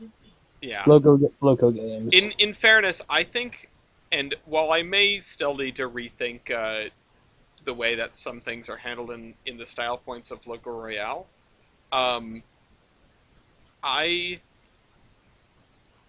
think that the changes to Loco Dome have definitely made it a better game than it was, and I would like to play more, and I'm looking forward to an excuse to run another bracket, but that's a later project, maybe after Batch 4 is out, which we'll talk about that later. You don't need an excuse. You can just say, let's do another bracket. I mean, yeah, but, like, Gloria needs an excuse for me to stop paying attention to them for several weeks at a time. Valid. Well, run a slightly smaller bracket. I wanna have it open. More games is more funner, is the thing. I like a big bracket with a lot of varied matches. Yeah, Ellis really likes big brackets. Yeah. Oh, yeah. And I I like cannot them both. lie. So who are we voting for? I'm voting for the Royal Hudson. I don't know. I like them both. Ooh, Royal Hudson. Jada, goo. Aw. Please run away while you can, Jada. It's not worth it. It's so worth Don't get it. sucked into the. Yeah, look. Before you know it, he'll have you watching a show too, and then suddenly watching another show, and then another show, and then before you know it, you'll be roped into building Enodin as well, and And then you'll be on your way to Japan. yeah, probably. Exactly. I mean, just yeah, watch. give- Just watch. East will send me a Japanese model to work on, and then East? suddenly I have a bunch of them. East is a Yeah. gateway drug. Oops. Well, no, think about it. Go to Japan, buy all the CNO brash your heart contends for cheap, and then profit. Yeah. That's how Yeah. they get you. Don't That's just listen. the way. This is like the sirens. Can you spell, Greek can you spell mythology. card dead? That is exactly what cheap, it's like. Cheap brash, cheap brash.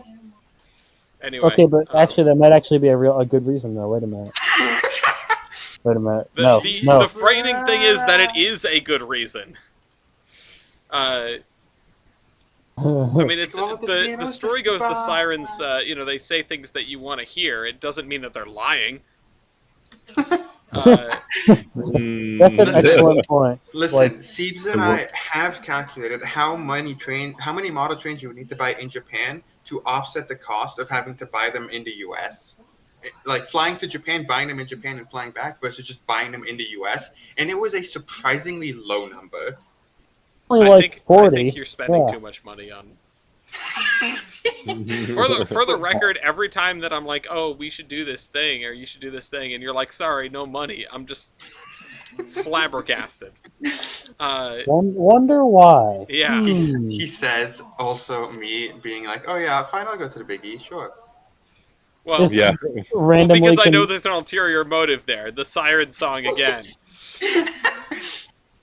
Yeah, can but just Benedict, can you spontaneously believe the guy? travel. Yeah, spontaneously able to travel across the United States, but no money to play a game. Yeah. Exactly. In fairness, it's not. I don't know how much you ended up paying, but it's not like flights from Rhode Island, aka part of the snowbird capital of the world, and Florida. You know, flights between Rhode Island and the snowbird capital of the world, aka Florida. It's not like they are few and far between and difficult to get your, you know. I mean, to Boston, yeah. To Rhode Island, it was actually kind of difficult to find anything that wasn't like fly to New York, then from New York, fly to Rhode Yeah. Island. Yeah, no, Just- I mean, TF Green is not a particularly useful airport. That's a different problem. Just- It is Why definitely not a useful just, airport. Why not just, You can just train take a there. train? If the train was like, If the train didn't Better. take 3 days and also cost me like 5 times the cost of flying, sure. Yeah. yeah, Real. Simply one arm take- and one take- leg. Simply take the train and bring your car with you on the auto train. Yeah, but Yeah, that doesn't help because I'm still like a day and a half drive away from Rhode A Island. skill issue. Drive faster. And well, Yeah, here's no, the thing: if you are going to take a Northeast Regional in the foreseeable future, keep your eye out on the seating, because they're no longer turning the trains at the terminals, and they're just going to have some cars that are facing forward and some cars that are facing backward. Oh no. That was a beautiful transition, The Alice. thank you. The fact that you called that out made it Wow. worse. Point. But no, I'm Imaginary serious. point that we And can't this award. is a massive time saver for Amtrak. And I know this is something that some people are going to whinge about because they don't like going backwards all the time. And I get that. Sometimes, you know, I know people that get a little sort of car sick on the MBTA and half of the seats are facing backwards. I mean, that's sort of a commuter train thing. I have heard that some seats in Amfleet cars you can turn around, but I have never seen this happen. And all I know is that in order to reduce the time, the turnaround time of a train set, they are not going to be Y-ing the whole train set. They're just going to be running the engine around to the other end. The Chargers, of course, not the Chargers. The Sprinters, of course, are all double-ended locomotives, so you can just put them on the other end of the train. And they're going to have half the cars forward and half the cars backward. The tangible benefit of this is they are going to be able to run 4 additional round trips per day between DC and DC and New York. Go figure. Really? Yeah, Damn, son. That's a surprise. That's a surprising Great. amount of advantage. I really was. Yeah, and because I can't remember, it was like an Amtrak Twitter post or something where somebody had asked about like, so what's the, you know, what are we the riders getting out of this? And it's like additional round trips, like a huge boost in capacity. So yeah, I mean that's a big deal, and the fact that they are doing this because they feel like the capacity is important, like it must be because they feel like the capacity is important, right? Like they Yeah. must be selling out these trains, and they need to run more. Or Joe told them to. No. Yeah, well, yeah. Case. Joe was like, "I want to ride backwards." Listen, He we can't- know he's doing a lot of riding. He can't tell forwards from backwards. anyway. Okay. I don't know if I'm okay with the implication if that's that. Never mind. What do you mean implication? He's the one that said it. Yeah. Anyway. Yeah, what implication, Ellis? So There's nothing implied there. I'm not Exactly. continuing this line of conversation. Oh my god. Clearly, we are. So yeah. So aside from that, I've got a couple of other Amtrak pieces of news. One of them is a pretty dismal report about their problem getting parts. Like they have over 100. If I recall correctly, they have over 100 cars that are sidelined, short of parts that they are having trouble getting. They also have, quote, oh shoot, what is it? Like many millions of dollars in inventory of parts that are obsolete Uh, and they don't need anymore. can I Uh, have some? yeah, Yeah, I'll Amtrak have was some. incurring expenses on $49 million worth of surplus or obsolete parts inventory it no longer needs. Uh, I'll buy some and hang them in my room. yeah, We I want could probably Amtrak use some. memorabilia. and Memorabilia. decision to delay restoration of Amtrak's passenger car and locomotive fleet to pre-COVID-19 pandemic levels means there is less available rolling stock to cannibalize, resulting in tardy departures, cancellations, and customer experience downgrades. So, Does it actually say cannibalize? yes. That's Right. wild. I mean, that's not an unusual term for this kind of thing. Taking No, parts no, from, no. you know, No, taking I did parts notice. from identical train sets or cars or locomotives. Yeah. That is We cannibalizing. do have the museum all the time. I did notice that. My train up to Rhode Island last month was especially leaky. Yeah, It Yeah, kind of smelled. It kind of smelled in there, and there were paper towels stuffed up in the air vent. Like, As you do. yeah. They've been having trouble with, and it's not like a funding issue necessarily, but it is an issue of being able to get your hands on these parts of cars that are no longer in production, or or are no longer in like their original production. I mean, obviously the amp fleets are Bud built, and Bud does not exist anymore. But don't break. Yeah, well, Bud does. unfortunately, Bud is in fact breaking. breaking. Yeah, just ask Via. Yeah, just ask Oh, Vio. We can. I'll. Nobody ended up taking that, right? I'll just throw that in the card Another- as well. Excellent segue. Yeah, God, Bob Saget. but We're yeah, gonna no, have to Via get back Via in is having FRA. problems because of its antique fleet of cars as well. And to go back another year in 2022, 900 pieces of equipment were sidelined for a total of 13,000 days, while out of stock Ooh. items were forwarded via expedited shipping. So that's an extra cost there. And the thing that I wonder is, at what point does it become cost effective for Amtrak to like vertically integrate and just like buy out a machine shop and start making their own parts? Yeah. I'm really. surprised they don't. at Oh, Yeah, this it's- so point. am I. I am a little surprised, but I'm sure they have these kind of facilities in like Beech Grove, just not on like an industrial scale. And Also, sorry, go ahead. it's not something that you want to have to do. Like, you want to buy the parts from the manufacturer, you want to buy cars from the manufacturer that, that go with those parts, or vice versa. You're not, like, the point of Amtrak is not to maintain a heritage fleet of rolling stock. The point of Amtrak is to run trains. So it doesn't matter, like, there's no reason to hang on to Amfleet 1s if you can get something newer and better. They just can't right now. Yeah. Not saying that they should or shouldn't hang on to Amfleet 1s. Like, I feel like we all have a particular affinity. Like, it would feel weird if we lost the cylindrical cars off of Amtrak trains, right? Yeah. No more tubes would be sad. Yeah, And Fleet 4s, please. but yeah, What happened to Amfleet Theories? we don't talk about Amfleet 3s. You Um, don't talk about. But yeah, no, you can read this. This is actually a 62-page report that's linked through this article that I have not even looked at. I think TJ dug through it a little bit out of curiosity. Sadly, he's not here to talk about it. He's upstairs preparing his room. But yeah, You quickly just drag TJ over to your computer. yeah. At TJ, come downstairs. But passenger procurement is a nightmare. You Yells can at just TJ in real life. ask Amtrak about their situation with the Chargers. Although, this year, they have said that the Chargers are, quote, performing as hoped. There have been much fewer issues over the course of the year. Yeah, there have been some hiccups, things that still need to be addressed, but they do have 46 out of their 52 units in service, and they are, quote, reaching a higher miles between service interruptions measure than the older locomotives. So they are outperforming the P-42s now, which is good That's to hear. always good to hear. Yeah. Yeah.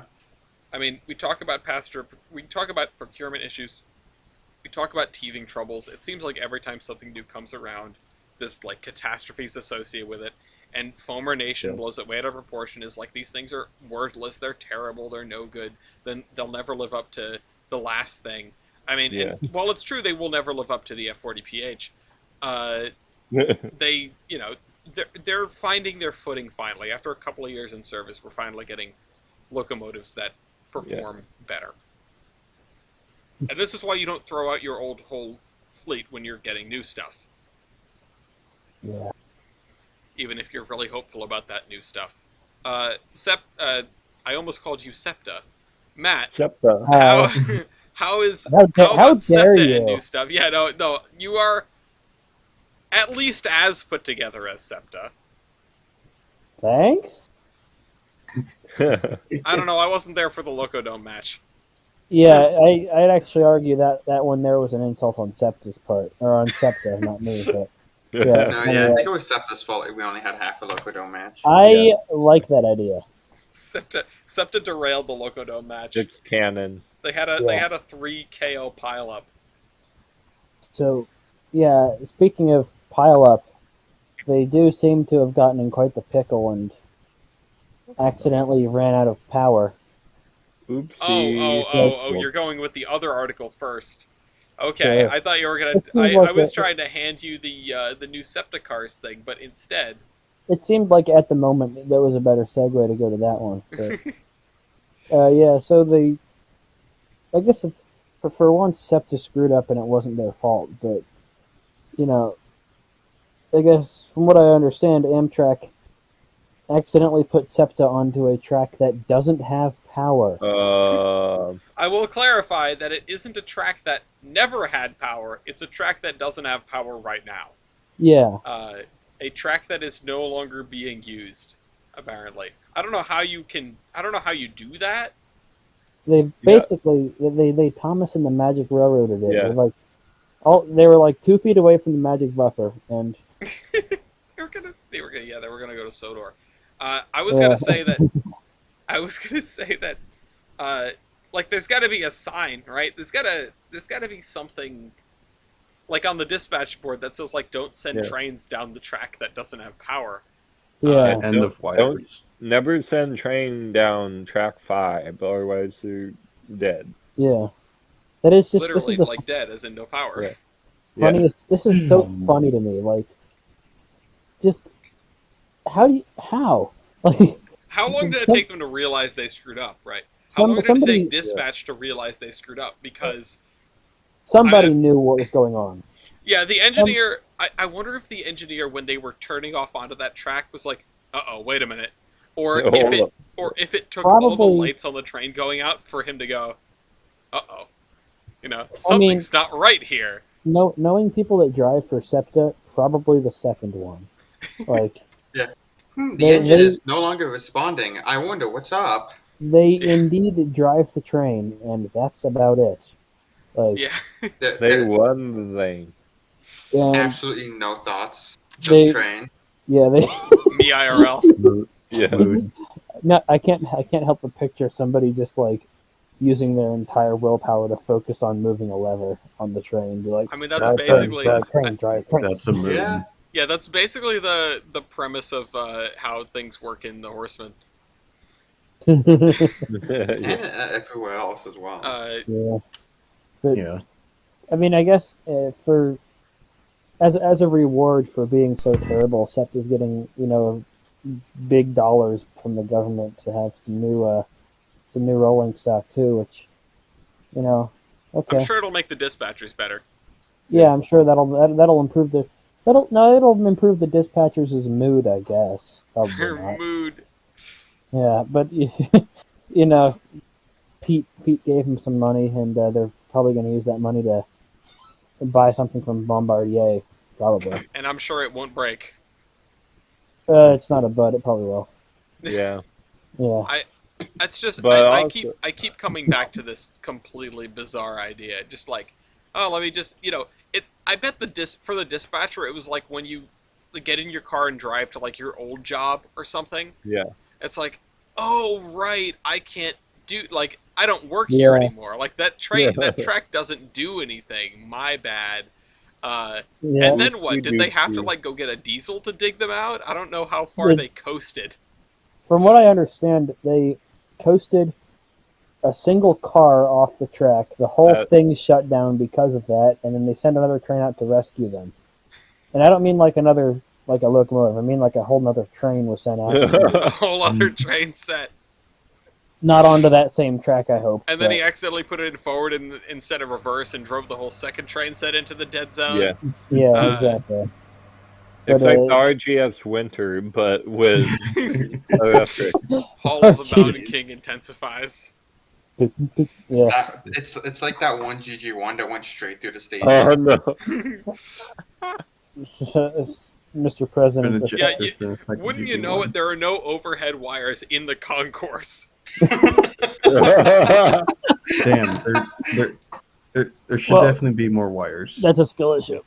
There should definitely be more wires. Well, honestly, if the SEPTA train was a battery hybrid, it would have been fine. Maybe would have been okay. I do think the SEPTA train would have fared just as poorly if it was the one sent into the concourse instead.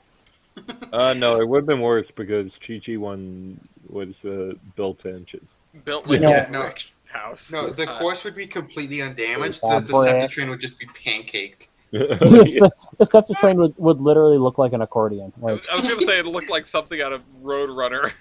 Yeah. Yeah. And anyway, the concourse is completely undamaged. What we don't realize is what SEPTA's about to do is take that couple $100 million and order 500 Amfleet 5s. Skip straight over 3 and 4. They're going to invest in a new corporation called Bud 2. What's gonna happen is Amtrak is gonna start retiring Amfleets, and SEPTA's just gonna before Amtrak can even put them in the deadline, SEPTA's just gonna line the switch and send them onto the track with no power. Don't even put them in the. Literally, just go upstairs at 30th Street Station. There you go, SEPTA. You jest, but genuinely, what's going to happen is Amtrak's going to start retiring Amfleets, and they're going to show up on the Western Maryland Scenic Railroad. It's going to look horrendous. And you know what? It's not going to be the first time Amfleets have been on the Western Maryland Scenic Railroad either. Yeah, it's happened. Railexco owns 3 of them. Damn it! I should have made it. I should have gone further afield. Every single road museum is gonna get 3 Amfleets. It's gonna be the Delaware Lackawanna Western commuter car of modern day. Yeah, well, you know how Fort Wayne bought the entire New York Central consist to use? They're gonna need a second consist, and it's gonna be all Amfleets. God, imagine all of the trains, My First Reskins, that are gonna come out of road museums in real life buying Amfleets. You say that Please don't paint the stainless steel. Please don't paint the stainless steel. You're not supposed to paint the stainless steel. Paint the stainless steel. It's not good for it. It makes it tasty. But no, it's actually cool though. In the entire history of Amtrak, these cars have been around since the mid 70s to 80s, and there have only been 3 of them sold to a private operator. Aren't those the ones in Mexico? No. They are owned by a company called Railexco, Railway Excursion Management Company. And aren't those the ones that were sold to Mexico? No. Those were other Amfleets? I guess. They got SPVs? But, they have the 2 Amfleets in the observation car. Okay, we need to go back to the frickin'. We need to go watch that episode of Well, There's Your Problem again. No, I swear to God, they're Amfleets, are they not? They are Amfleets. Yeah. Railexco's cool. I know a guy. You're right. I know a guy that works for them. Not very well. I don't know him very well. He's just a friend. No, he doesn't work very well. Oh no. We're just gonna dunk on him. No, he does a lot of stuff for them, but I don't know him too well. At a 20-degree angle. Yeah. Well, not apparently, but those things. They're a neat company. They have a couple pieces of rolling stock that they're kind of they'll rent out to people, if I understand correctly, and they also provide the employees that'll run those cars. They're basically like car host rental service. Yeah, I've heard of similar companies. So TTX, but for passenger equipment. PTX, but for excursion. Yeah. EX. God, I'm just like a bright yellow strip going down an Amphi. All right. Well, you need no, to stop. wait a second. You should see. You should see. The Rail Exco actually did a really epic custom paint job on them. Not paint job, but like, just a second.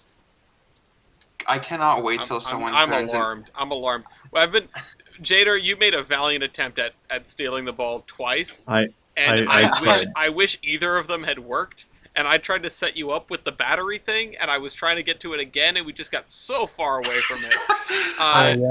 Even I tried stealing it once. There you go. Yeah, this is gonna be the longest podcast. This is an all-timer, though. This is a great episode. It is definitely one of the, I think, if not the best episode. Rail Exco. That actually looks really cool. That is. Well, this is the thing. Guess what that is? That's a take on the old Bud logo. Yeah, no, I was about to say, it literally looks like the old SPVs and the Metroliners back when The they were R, the R and the B, right? The R and the R looks like the B. Yes, that is there. It is made to be the Bud logo. It's cool, and again, they got the memo. You don't paint all over the stainless steel car. For the love of God, it's gonna happen. Someone's gonna do it. I don't know if it's gonna be Mexico, or if it's gonna be. It's gonna be me after I get one. We're gonna buy one and paint it in Zerite and say "fu foamer." You're gonna say, "Oh no," but it's not a foam thing. The car is gonna disintegrate. I don't care. It's my car. I don't care. Okay, Fred Kepner.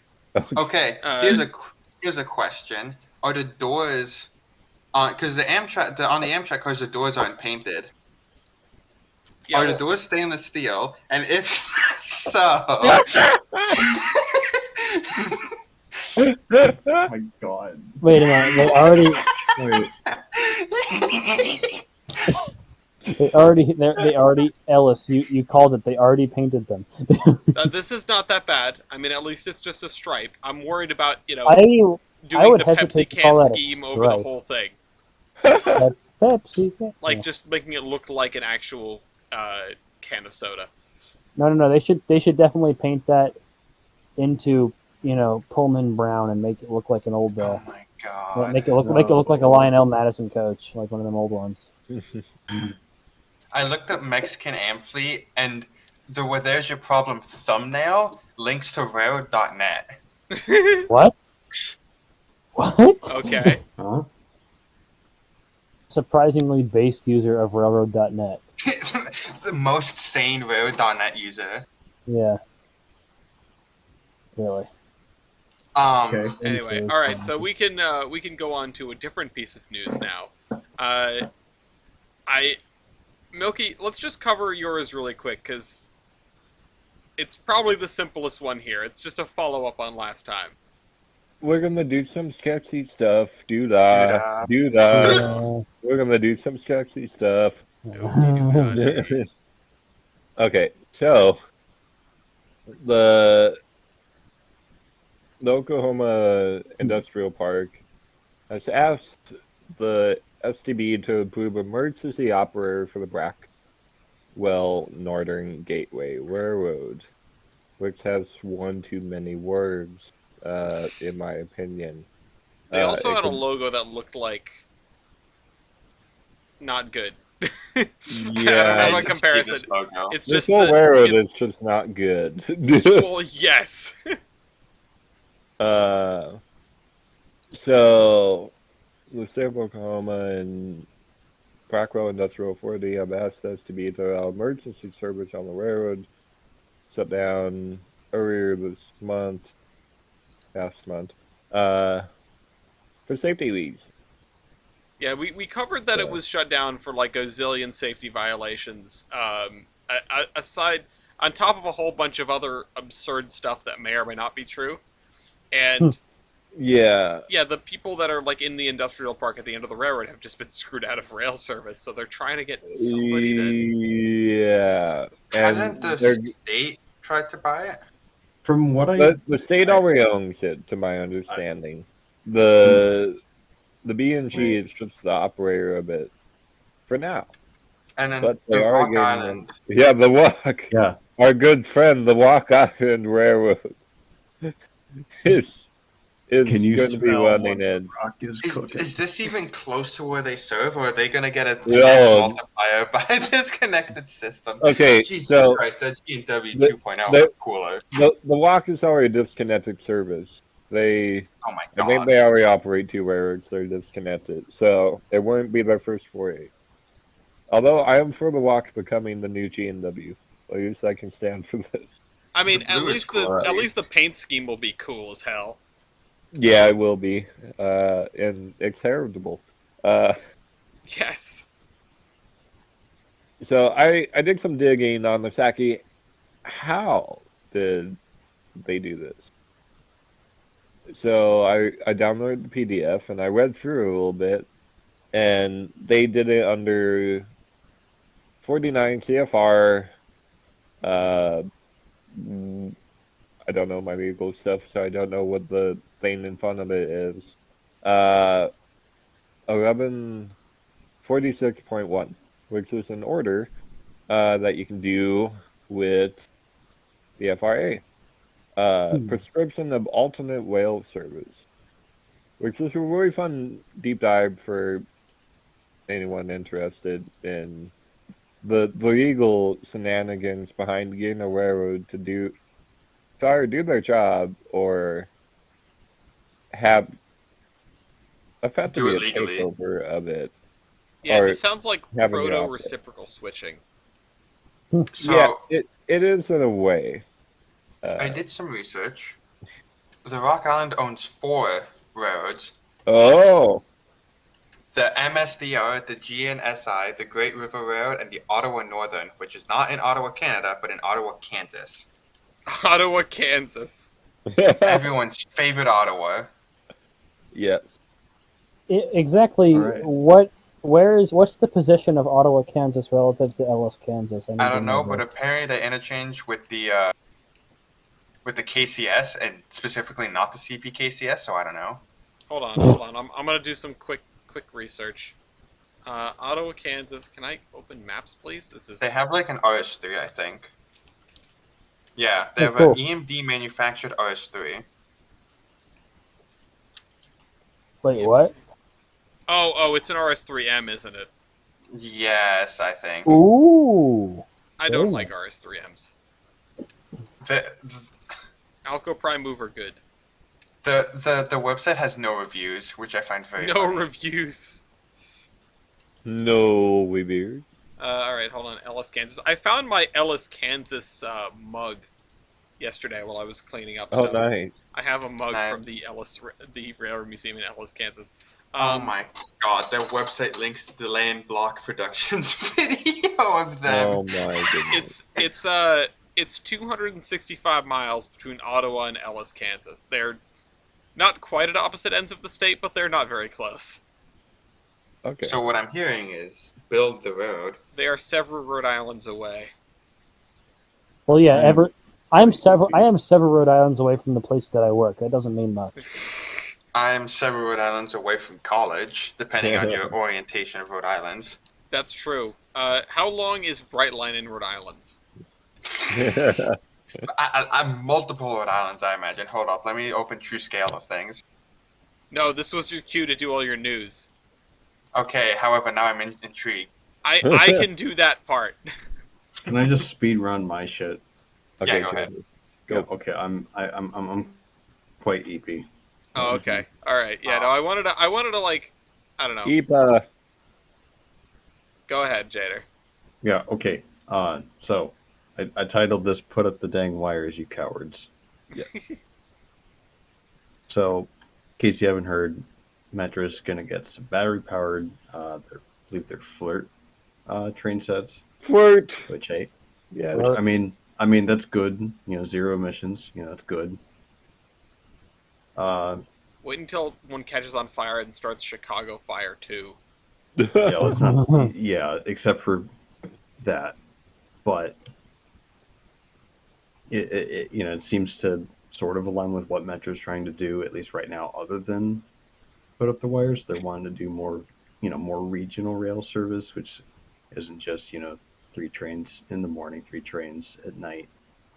You do all day stuff, and these are expected to be able to help with that. But battery electric ultimately doesn't solve the problem because you have to still produce batteries and deal with charging them and all that crap.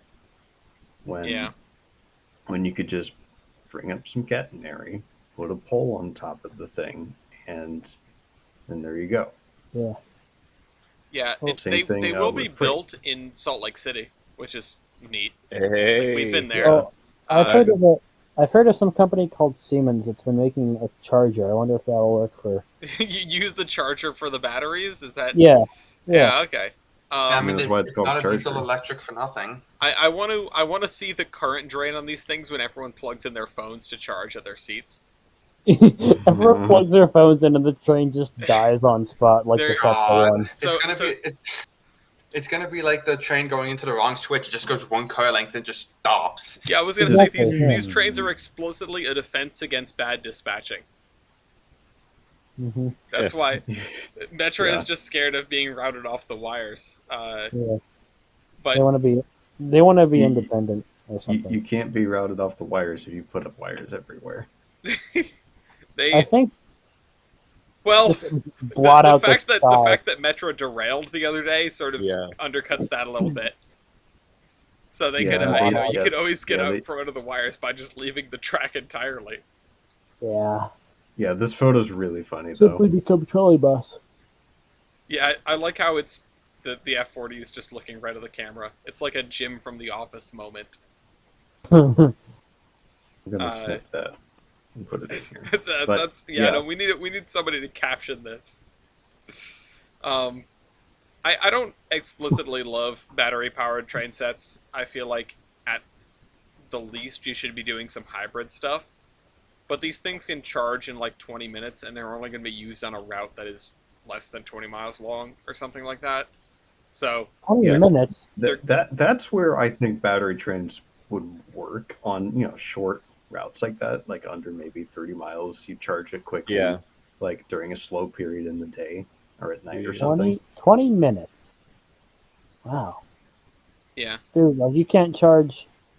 How are they doing that? Because I'd like you can't charge your phone that fast. That's what I was about to say. I want to talk with these people and get some of their technology in my house. Now I wonder how fast would it take us to charge our battery-powered trolley that we have now at the Willamette Shore?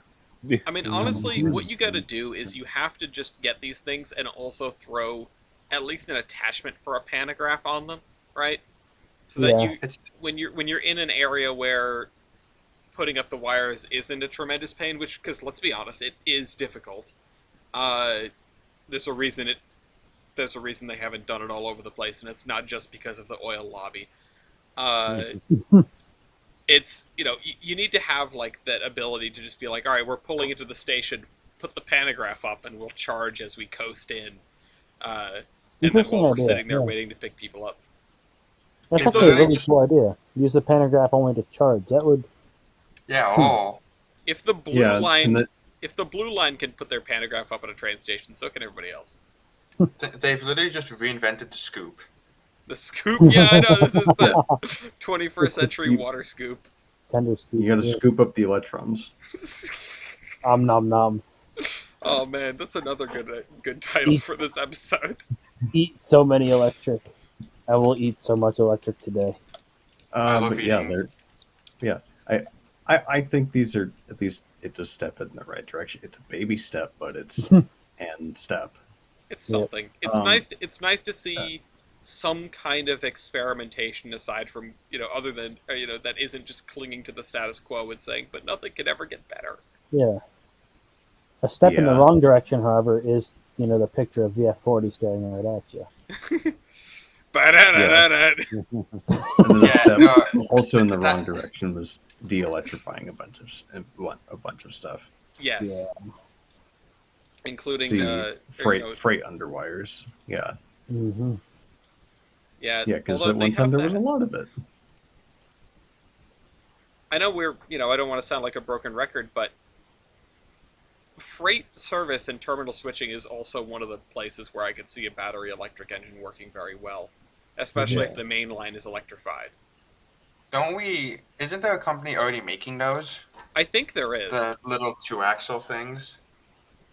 I don't know. I mean, there's definitely plenty of what's the word? There are plenty of entrepreneurs that are trying to capitalize on the idea that you can put batteries in a locomotive in one way or another. See, Just also, put batteries in individual rail cars. I appreciate how this the Iowa Traction Company is just very cool, Yeah. mhm. like just in general. Yeah. I also appreciate how this this article specifically calls out the Milwaukee Road The Milwaukee, Milwaukee Road. and the Deseret, the Power Railroad. So, Iowa Traction and Deseret Power are the only two electric freight railroads in the U.S. And Iowa Traction has been doing it for like a very, very long time and does not show much of a sign of stopping. Iowa Yeah, well over Traction's 100 years. Iowa Traction's youngest locomotive is 100 years old. Yeah. Yeah. Yeah, that should definitely say something. That's incredible. I I mean, that's the thing about electric engines is, especially non-battery engines in particular, but just electric engines are so dead simple most of the time. They, I mean, they really are. I know through the work that I've done with the museum and for the projects I've been involved with that it is actually not that difficult once you understand, like, oh, these wires go here, and that's how, the General Electric motor works. hmm So I have a question on the Iowa Traction, if that's Okay. all right. Yes. Are they the last revenue operable Baldwin engines? No, wait. Like Well, Baldwin There's Electric, railroad Baldwin in in general? Michigan. No, there's I think- I thought that railroad in Michigan was just excursion though. well, No, yeah. the- Define no, operational there's- because there are plenty of Baldwins running around. No, I know two there's is like the steam Baldwin engines, but I mean Oh. like in active revenues, like freight service, like there's pulling. the what is it? There's that one in the SMS in Pennsylvania. Yeah. They run several. Yeah, okay. What's That's the true. SMS? Oh yeah. Baldwin They're- they have Baldwin diesels. They have They're several. in I need they're pictures. in PA Oh, and hold on. I thought The- mostly the- New these guys. Jersey. Yeah, they have the Well, cool okay. like pseudo Reading paint job. For the Yeah. folks watching the video, which I know of the two viewers, probably only one of them pays attention to the screen. I don't know why YouTube is having an aneurysm and the stream isn't working, but yeah, that's just the way it goes, I guess. I don't know. We wanted to get this camera because it was in daylight, but it's not having a good time. I apologize that it's constantly loading. Ooh, here's a cool picture. Yeah, But yeah, the SMS they does run have some. several. Oh yeah, some switchers. And look what they're painted in. Boo. Oh, that's Here not we a lot see of the Reading. pixels. Well, here we That's a see small- about 5 pixels of the Reading. Yeah. Here we Hey, see yeah. hopefully a slightly bigger Reading with very cool tank cars. This feels like it's not a revenue train. It's like a photo freight or something. SMS, They've Baldwin done that. diesels are very neat. Yeah, They I are. agree. SMS has been branching into doing a little bit of excursion ops. They're the guys who own that U.S. Army 060 that's been restored lately. Yeah, I was gonna Oh, say I they have a see. Yeah, steam nice. locomotive as well. I But think yeah, it they is. aren't really big excursion people. They just sort of keep to themselves. Yeah, like I Alright, said, 9 they're, is they're trying to start up a railroad over there. Actually, like right next to my uncle's house. But- awfully ugly. Wrong. I mean, Wrong. they need to yeah, paint you it. take that back. Yeah, they gotta paint it. Flying air compressors on an 060 with a brass number the size of the smoke box door and a high offset mounted headlight. It's just Wrong. a little different, okay? It's just a little different. So it's a little special. It it's is. quirky. Look, the You You U.S. know what else Army. is a little special? Florida New man. York. Oh, Brightline. Hold up. I need to find which article it was. I'm Okay, actually here gonna you go go. with Florida man. Final answer. Yeah, Florida man. I hate to do this though. I'm gonna drop off. All right, I'll see you, Jader. Okay, If you night, throw Jader. a termination down in there, you can. Okay. Fine. Okay. It's my exit ticket. I don't think I deserved a point. Take it out the door. You definitely deserve the point. It's No, fine. I didn't. You said it was funny. That doesn't mean it doesn't deserve a point. Yeah, I don't exactly. know about that. Humor It's gets okay, I do. rewarded for him point. It's okay, I do. As I was saying, a coalition of New York delegation, New York, the state Brightline famously serves in, Yes. Yeah. opposes efforts for Brightline West to get a repeal on the American Protections Act, or whatever it's called. The Buy America. Yeah, Screw which you, basically New limits York. Brightline to only buy American train sets, which would be fine if we had domestic production. Yeah. hmm Siemens is backlogged about 50,000 years with Amtrak orders. Yep. Don't even trust Alstom. I wouldn't. Well, Brightline just needs to do what railroads have been doing since the beginning of time. Get out the friggin' Infinity Gauntlet and say, fine, I'll do it myself, and just invent some diesels. Well, no, we want them to invent electrics. Well, whatever. Invent something. Invent the GG2. GG2. As long as it's still built like a tank and can go through buildings and still stay in service. Because it's Brightline, they'll need it. Yeah. But I've vaguely expressed my opinion on this on the last time I was on the podcast, so I'll keep it quick. I think the Buy American Protections Act is dumb so long as we don't have like domestic production capabilities. I know Hitachi is building or is expanding U.S. production base. The facilities in Miami are actually building the new DC Metro cars, which is quite funny considering I was just DC. It's like it's fate. That's Really, a funny I was story. too. Whoa. Whoa, were you? Yeah, that's weird. But as long as America doesn't have the capabilities to home build high-speed rail, I don't think this is a smart thing. If we want to have the Buy American Protections Act, I'm 100% fine with that. I think we should build them in America, but then you have to invest in American production. You can't force Brightline to buy American and then not invest in American production. Well, they're basically just trying to push it onto Brightline and say, if you want these train sets, you have to build them in the U.S., therefore you're going to need to entice a company to come over here and do that. And I don't, I see where you're coming from, and I do sort of agree the ideal behind it is a little heavy-handed, and it's sort of expecting the market to bend to, to bend to your will. But at the end of the day, that is kind of what the market is supposed to do. Like, it should see opportunity, and this is just setting up opportunity in a very specific way that I don't think is out of the question. Especially with so many rail projects sort of gaining steam, I feel like there are definitely companies that should smell blood in the water and try to go for this. I mean, I hope so. I mean, they're going to have to. Brightline's going to have to buy from somebody.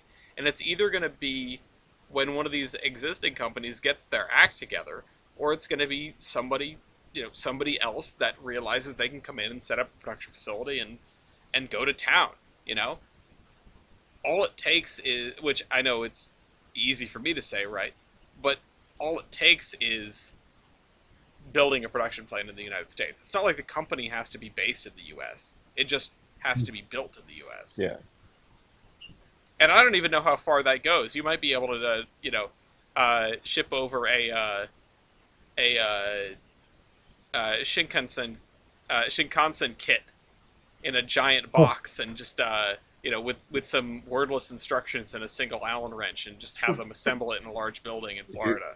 Yeah, buying IKEA. Yeah, exactly. Shinkansens. A flat pack Shinkansen. Oh my goodness. Japan. I know just the American company for this. Boeing. No, those are gonna fall off.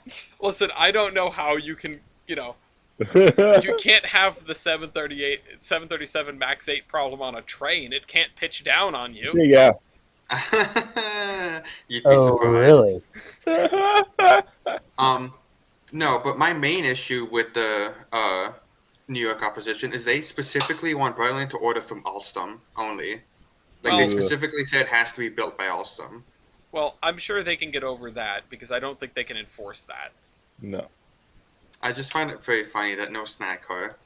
Oh yeah, I feel like maybe there's some lobbying going on here. Oh. Which, Oh. again comes back to the Buy America thing, because we have to take things in two parts. We have to recognize that in our in our government, in the framework of life, even there are true believers. There are people that genuinely feel like the Buy America mandate is a force for good, and I don't necessarily think they're wrong. But there are people that are definitely jumping on the bandwagon because they have money invested in Yeah. production plants in the U.S. And they're like, yeah, no, we don't want competition. Yeah.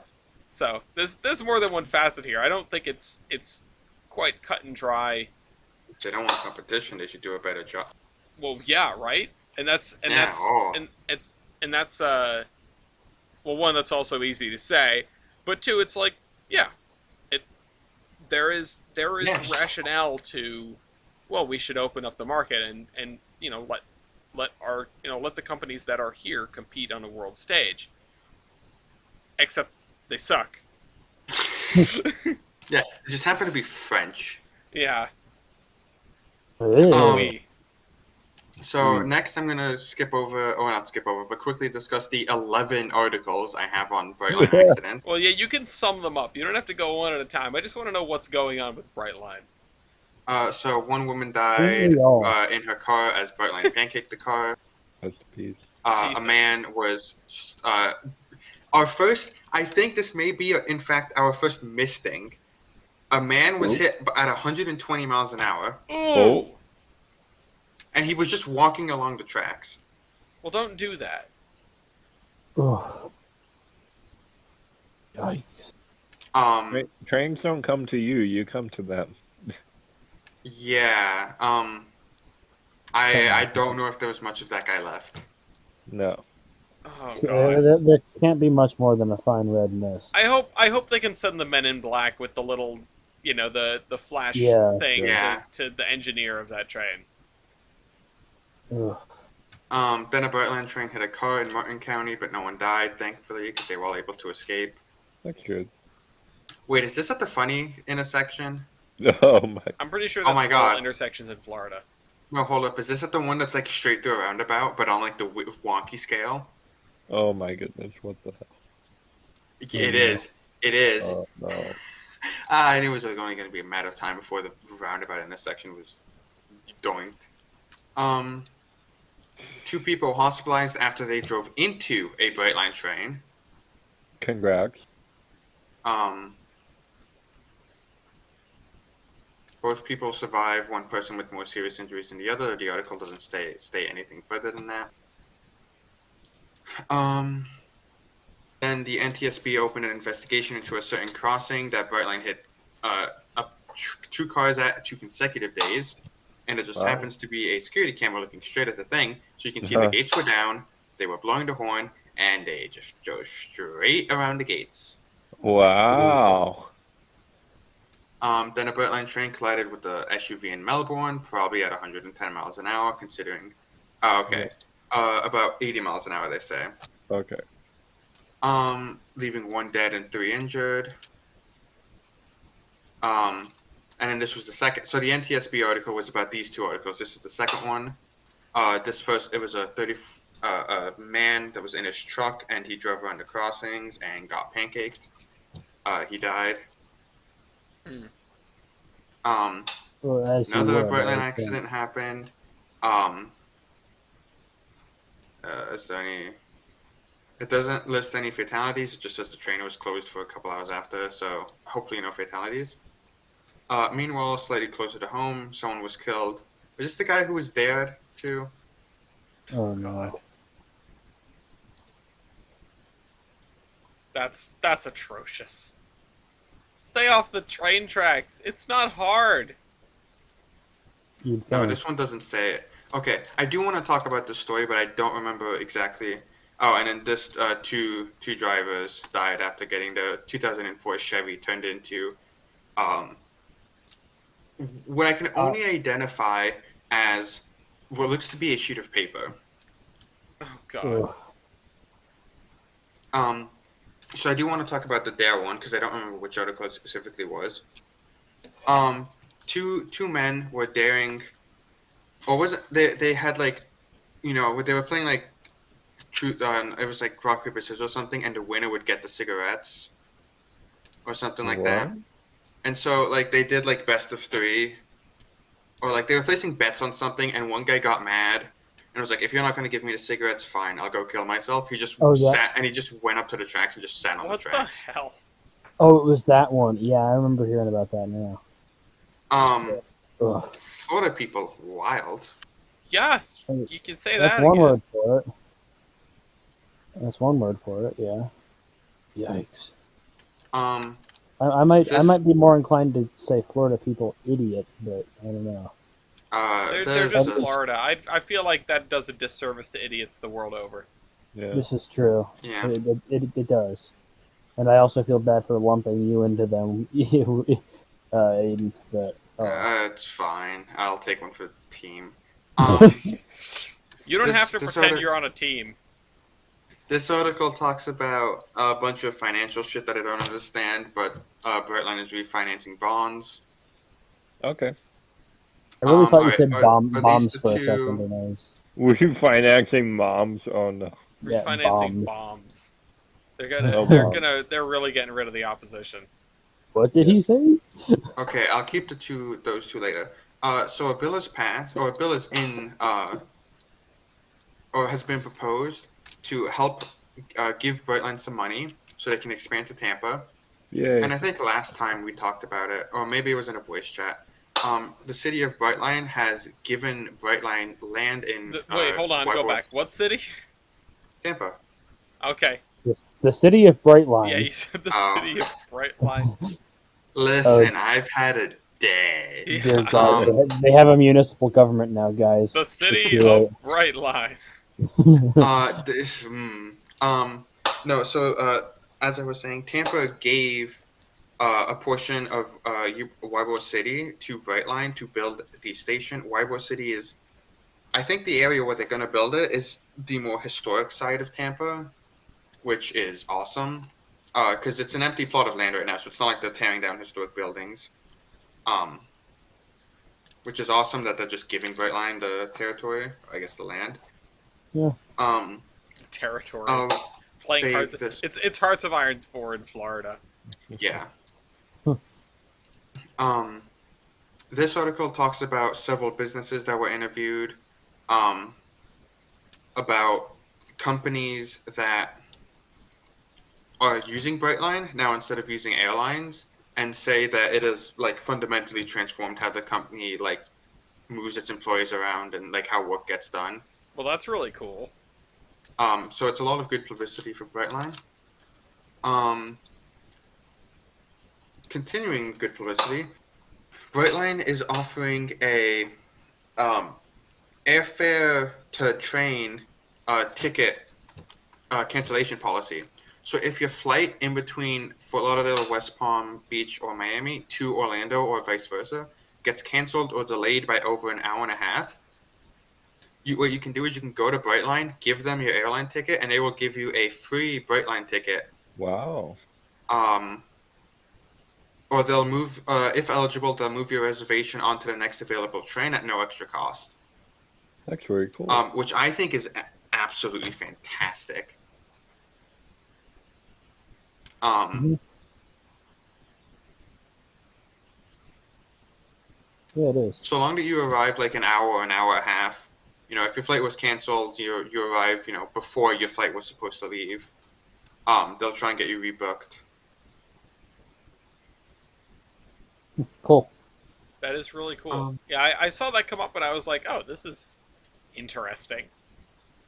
Speaking of, Brightline is also announced what its new station is going to be, and it's going to be in Stuart, Florida, one of the places that most advocated against Brightline. Well, I hope they name it the Middle Finger Station. Well, it's really funny because Stuart went from absolutely hating Brightline to giving Brightline the most money to get a station. And you know what? I stand a change. Yeah, I mean, that's we can't always rag on people for changing their mind when they've changed their mind for the better. Yeah, exactly. But this has, funny enough, left several other cities upset that they haven't got the station So Brightline is also considering continuing more expanding stations. Which again, I just love this. Are I these like that are these infill stations? So like they're between a pair of existing Yeah. stops. But That's if they- good. I like Brightline's how- gonna All have of to these- start running local and express trains. All of these stations are in between Brightline West Palm Beach and Broadway. Orlando. So on that stretch of on the 200 or so miles of new track, not new track, but from West Palm Beach to the Orlando curve there was no stations, and now I think at least 4 towns have put in bids for stations. They're gonna need to pull the old steam engines out of retirement to run local service. They're going to need to make a 4-track Broadway. Wait till 1504 gets done. Soon. Speaking of good Brightline discounts, Brightline also offers discounts for a what they call Station to Vacation offer. Station Which is- 2 vacation? Which is where if you take Brightline with an accompanying cruise ticket to any of the major ports, which is only Port Everglades, which is Fort Lauderdale, and Port of Miami, if you are taking Brightline to get to the cruise ship, you get a discount on your Brightline ticket. Cool. And it also includes free pickup, and it's a premium ticket, so it's not like it's it's not the cheap ticket. So you get all of the free free blah blah stuff like that. All the free. The free blah blah, yes. Yeah. You know what I mean. Yeah, the thing. You get a free Sure. drink. Yep. So you get a 25% discount with a maximum of 29 reservations at once. Speaking of which, Yes, I'm going to book me and my entire extended family for this one train. I mean, just average horseman trip, am I right? Yeah, pretty much. the Brightline system is about 5 Rhode Islands. Oh, I'm glad we got the answer on that. I was really holding my breath about it. So I have 2 articles here. One links the December ridership, and one links the January ridership. So I'm gonna very quickly go over December, and then I'm gonna focus more on January. Okay. So a 29% increase of ridership from the previous year in December, so from 2022 to 2023. Ticket revenues from last December have jumped 233%, and on-time performance is at 80%. They carried 237,000 passengers with an average fare of $52, which is up 158% from last December. Oh my god. That's quite a rise. That's good. The rest of the stuff I've already really talked about, so I'm going to focus more on the January one now. So for the first time ever, more than 50% of Brightline riders is the Orlando leg. So the Miami to West Palm leg, which was the previous Brightline leg, they never expected that to become anything, but it was carrying Brightline until this past month of January, where finally Orlando has surpassed the Miami corridor for total ridership. January saw 123,000 passengers to or from Orlando alone, which is about 4,000 passengers a day on average. Oh wow, that's pretty good. They did the math, comparing average number of passengers a day / per train versus airlines. Brightline carries more than America Airlines 14 flights from Miami to Orlando. Oh, my bad. From Miami to South Florida, from Orlando to South Florida, not specifically to Miami. Brightline carries more than America's Airlines 14 flights, and more combined than Delta, Spirit, and Southwest. Oh my god. So you would need to combine American Airlines, Delta, Spirit, and Southwest, all of the flights combined into one to handle Brightline's traffic. Impressive. Which is 29 flights a day to handle Brightline's traffic. Wow. Which is... I'm sending in more planes? Wait, no. No. Mr. President. Get some cash on this. Mr. President, a Yep. 29th Some plane is hit to cash? Miami. Yeah. Yeah, they'll be there Yes, tomorrow. and then the P-47s. They'll be there next year, actually. And, everything's all great. I think what may be the best news of this Brightline cycle is Brightline West has officially started construction. Yay! What do you mean by that? Like, they've started, clearing, they have heavy machinery starting to, clear the right-of-way so they can start, laying down, the Oh, okay, cool. infrastructure. So, like, out in the desert somewhere? It's actually almost in Las Vegas. Gotcha. Cool. Yeah, they started clearing out the median in Las Vegas where the trains are going to go, which is very cool to finally see something something starting on a project that, Yeah.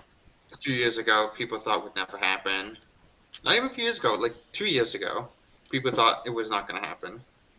It has been a long time coming, and there's been a lot of time without very much happening. I feel like the thing that people neglect is that infrastructure projects are really, really slow rolling things most of the time.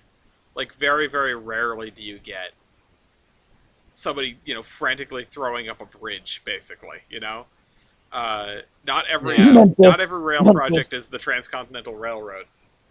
Unless it's time for your election cycle again, and then Unless you're Memphis.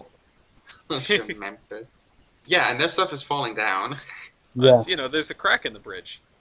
Yeah. And honestly, I can relate, so. Huh. Sadly. Anyway, alright, that rounds out the news. Latest train on Amtrak, anybody? Oh, sorry. We do have to do Maintenance Away first. These are in the wrong order. I feel like I should do latest train on Amtrak first. Or, yeah. Yeah. Oh, well. Instead, I'll let you guys think on your latest train on Amtrak, and I will give the announcement, which is earlier today, the poll finished up for the 4th batch of Locomotive Versus trading cards. No, we haven't run out of the 3rd batch. You can go to our website, theironhorseman.com, right now, and buy batch 3 trading cards, or you can wait and buy a pair together. Buy some batch 3, buy some batch 4. That means there will be no less than 34 different locomotives available to collect on sale at the same time. This batch is going to be logging locomotives, this upcoming batch.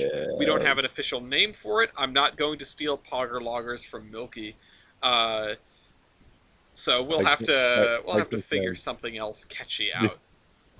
But we've already started concepting the batch, figuring out what locomotives might go into it, and hopefully we'll have something on sale in, optimistically a month, but probably closer to 2. We'll see how quickly things shake out. Of course, we need to figure out what we're getting, get our hands on stats, photos, and get everything printed and ready to go. So, if I was rushing, if we sold tons and tons of cards and we were constantly producing new ones, then we could maybe get lead times down within the month mark. But if you want us to make more cards, it means we've got to sell more cards. So I invite you to share the game with your friends, share the cards with your friends. There are downloadable flyers on the website you can post up at your local railroad club or event or what have you, where you might have fellow rail fans gathering. And remember that these are not just collectibles. You can play the game with them. Even if Matt makes it sound very difficult, there are printable sheets where you don't have to worry about trying to do things on your phone. So I make many things sound difficult. you can print out the rules, you can print out little helper guide sheets, you can take the cards and sit down with your friends at a table, maybe at a restaurant, maybe not, and go toe-to-toe. Figure out what locomotives are better than others, figure out who can build the best roster, and have a blast. Honestly, I'm looking forward. I know, East, you and I have a standing challenge we need to play. Yeah. And I also have a standing challenge with Kaiser, and I think I have another one with Bryson. But we didn't decide on what weight class we're doing. Anyway, alright, latest train on Amtrak. What are your guesses? Crescent. Which crescent? Yeah, which one? Crap, I forgot there's more than one. North or south? South. South, okay. For no reason at all. It just sounds right. Okay. East Milky. I'm feeling the eastbound California Zephyr for no Eastbound particular California reason. Zephyr. Okay. East. For no particular reason, give me, for no reason at all, eastbound builder. Eastbound Builder. Okay, let's see. Let me find that one. Okay, so there are 3 of them right now. The first one is On Time at Everett, Washington. The second one is On Time at Wishram, Washington. And the Damn it. third one is 2 hours late at Stanley, North Dakota. But that is not the latest train on Amtrak. Dan. The eastbound California Zephyr is 20 minutes late at Fort Morgan and Morgan, Colorado. But that is, of course, not the latest train on Amtrak.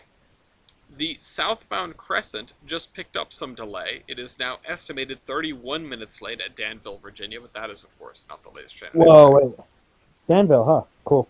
Yeah, That's where I'm going to be in a couple months. cool. The latest train on Amtrak is the number 3 Southwest Chief to Los Angeles, 2 hours and 16 minutes late at Gallup, New Mexico, which is not very late at all. Runner-up is the 2 hour and 4 minute late California Zephyr to Emeryville, currently at Green River, Utah. Oh, sorry, there's also a hour and 33 minute late Coast Starlight heading north. And that's pretty much it for late Let's trains. check the Sunset Limited. There's a 1 hour late Newport News. Oh, there we go. There is one more. I didn't look east of Kansas. The Sunset Limited is 2 hours and 48 minutes late at Houston, Texas. That is the latest train on Amtrak. I missed it when I was scrolling the country. So, Uh-huh. no winners, which means the audience wins, but it's okay. The points don't matter, except for right now. Matt, you go first. What's your termination? I've never gotten to do one of these before. Very interesting. That's not correct. I don't really know the format here because I don't Did usually you get never this get far in the on before? podcast. Doesn't know. Oh, wow. Has he never been on a podcast? Wait a second. No. I think there's some bold... That doesn't seem right, but I'll I mean, I've been on a podcast before, like when I'm at your house. That's it, though. Okay. Huh. Well, Or when we're next to a steam engine in just West Virginia. figure out something. What's your termination? What do you have to say? What do you want your last words to be? Any last words, Matt? Currently, I'm eating Lay's potato chips, and they're very good. Okay, this is not a sponsored segment. No. It could be. I know you're listening, Lays. I know you're one of the 2 people that watches this. Yeah, Mr. Lay. Yeah, right. That's what That they was my call fault. me. Anyway. Yeah. Oh. Round trip. I would like to highlight the fact that the WWNF is up for a grant. I'm not sure if the time for this has passed. Oh, no, sorry. Unfortunately, it has, but we may be seeing the outcome of this later. Just as well, it was only for Maine and New Hampshire residents. But the vote was up on February 29th for a $5,000 grant. And there's also upcoming events. I mean, this was just all bundled together in one email I received. And March 23rd is Volunteer Recruitment Day at the WWNF. So I welcome, I won't be up there that day. I'm already, they're preaching to the choir with me, but I will be up there in April sometime. So anyway, apparently I'm going to be there, and I'm going to be at a Court of Thorns and Roses convention in Lancaster, Pennsylvania. So maybe I'll see you again, Matt, if I end up. Yeah, how do you pronounce it? Lancaster. Lancaster. We had a discussion about this at the Air and Space Museum. Yeah, anyway. you should be able to say Lancaster, but I barely even know her. Yeah, Anyway. well, Lancaster. Milky? Okay, wait a minute. I think I might have just given Matt his termination. Matt already got his termination out of the way with the potato chips. Oh, damn. Rest in peace, SPNS 866. Yep. Rest in peace, you old soul. Sad. Yeah. It's sad to Indeed. see an FA go, even though there are a bunch of them floating around.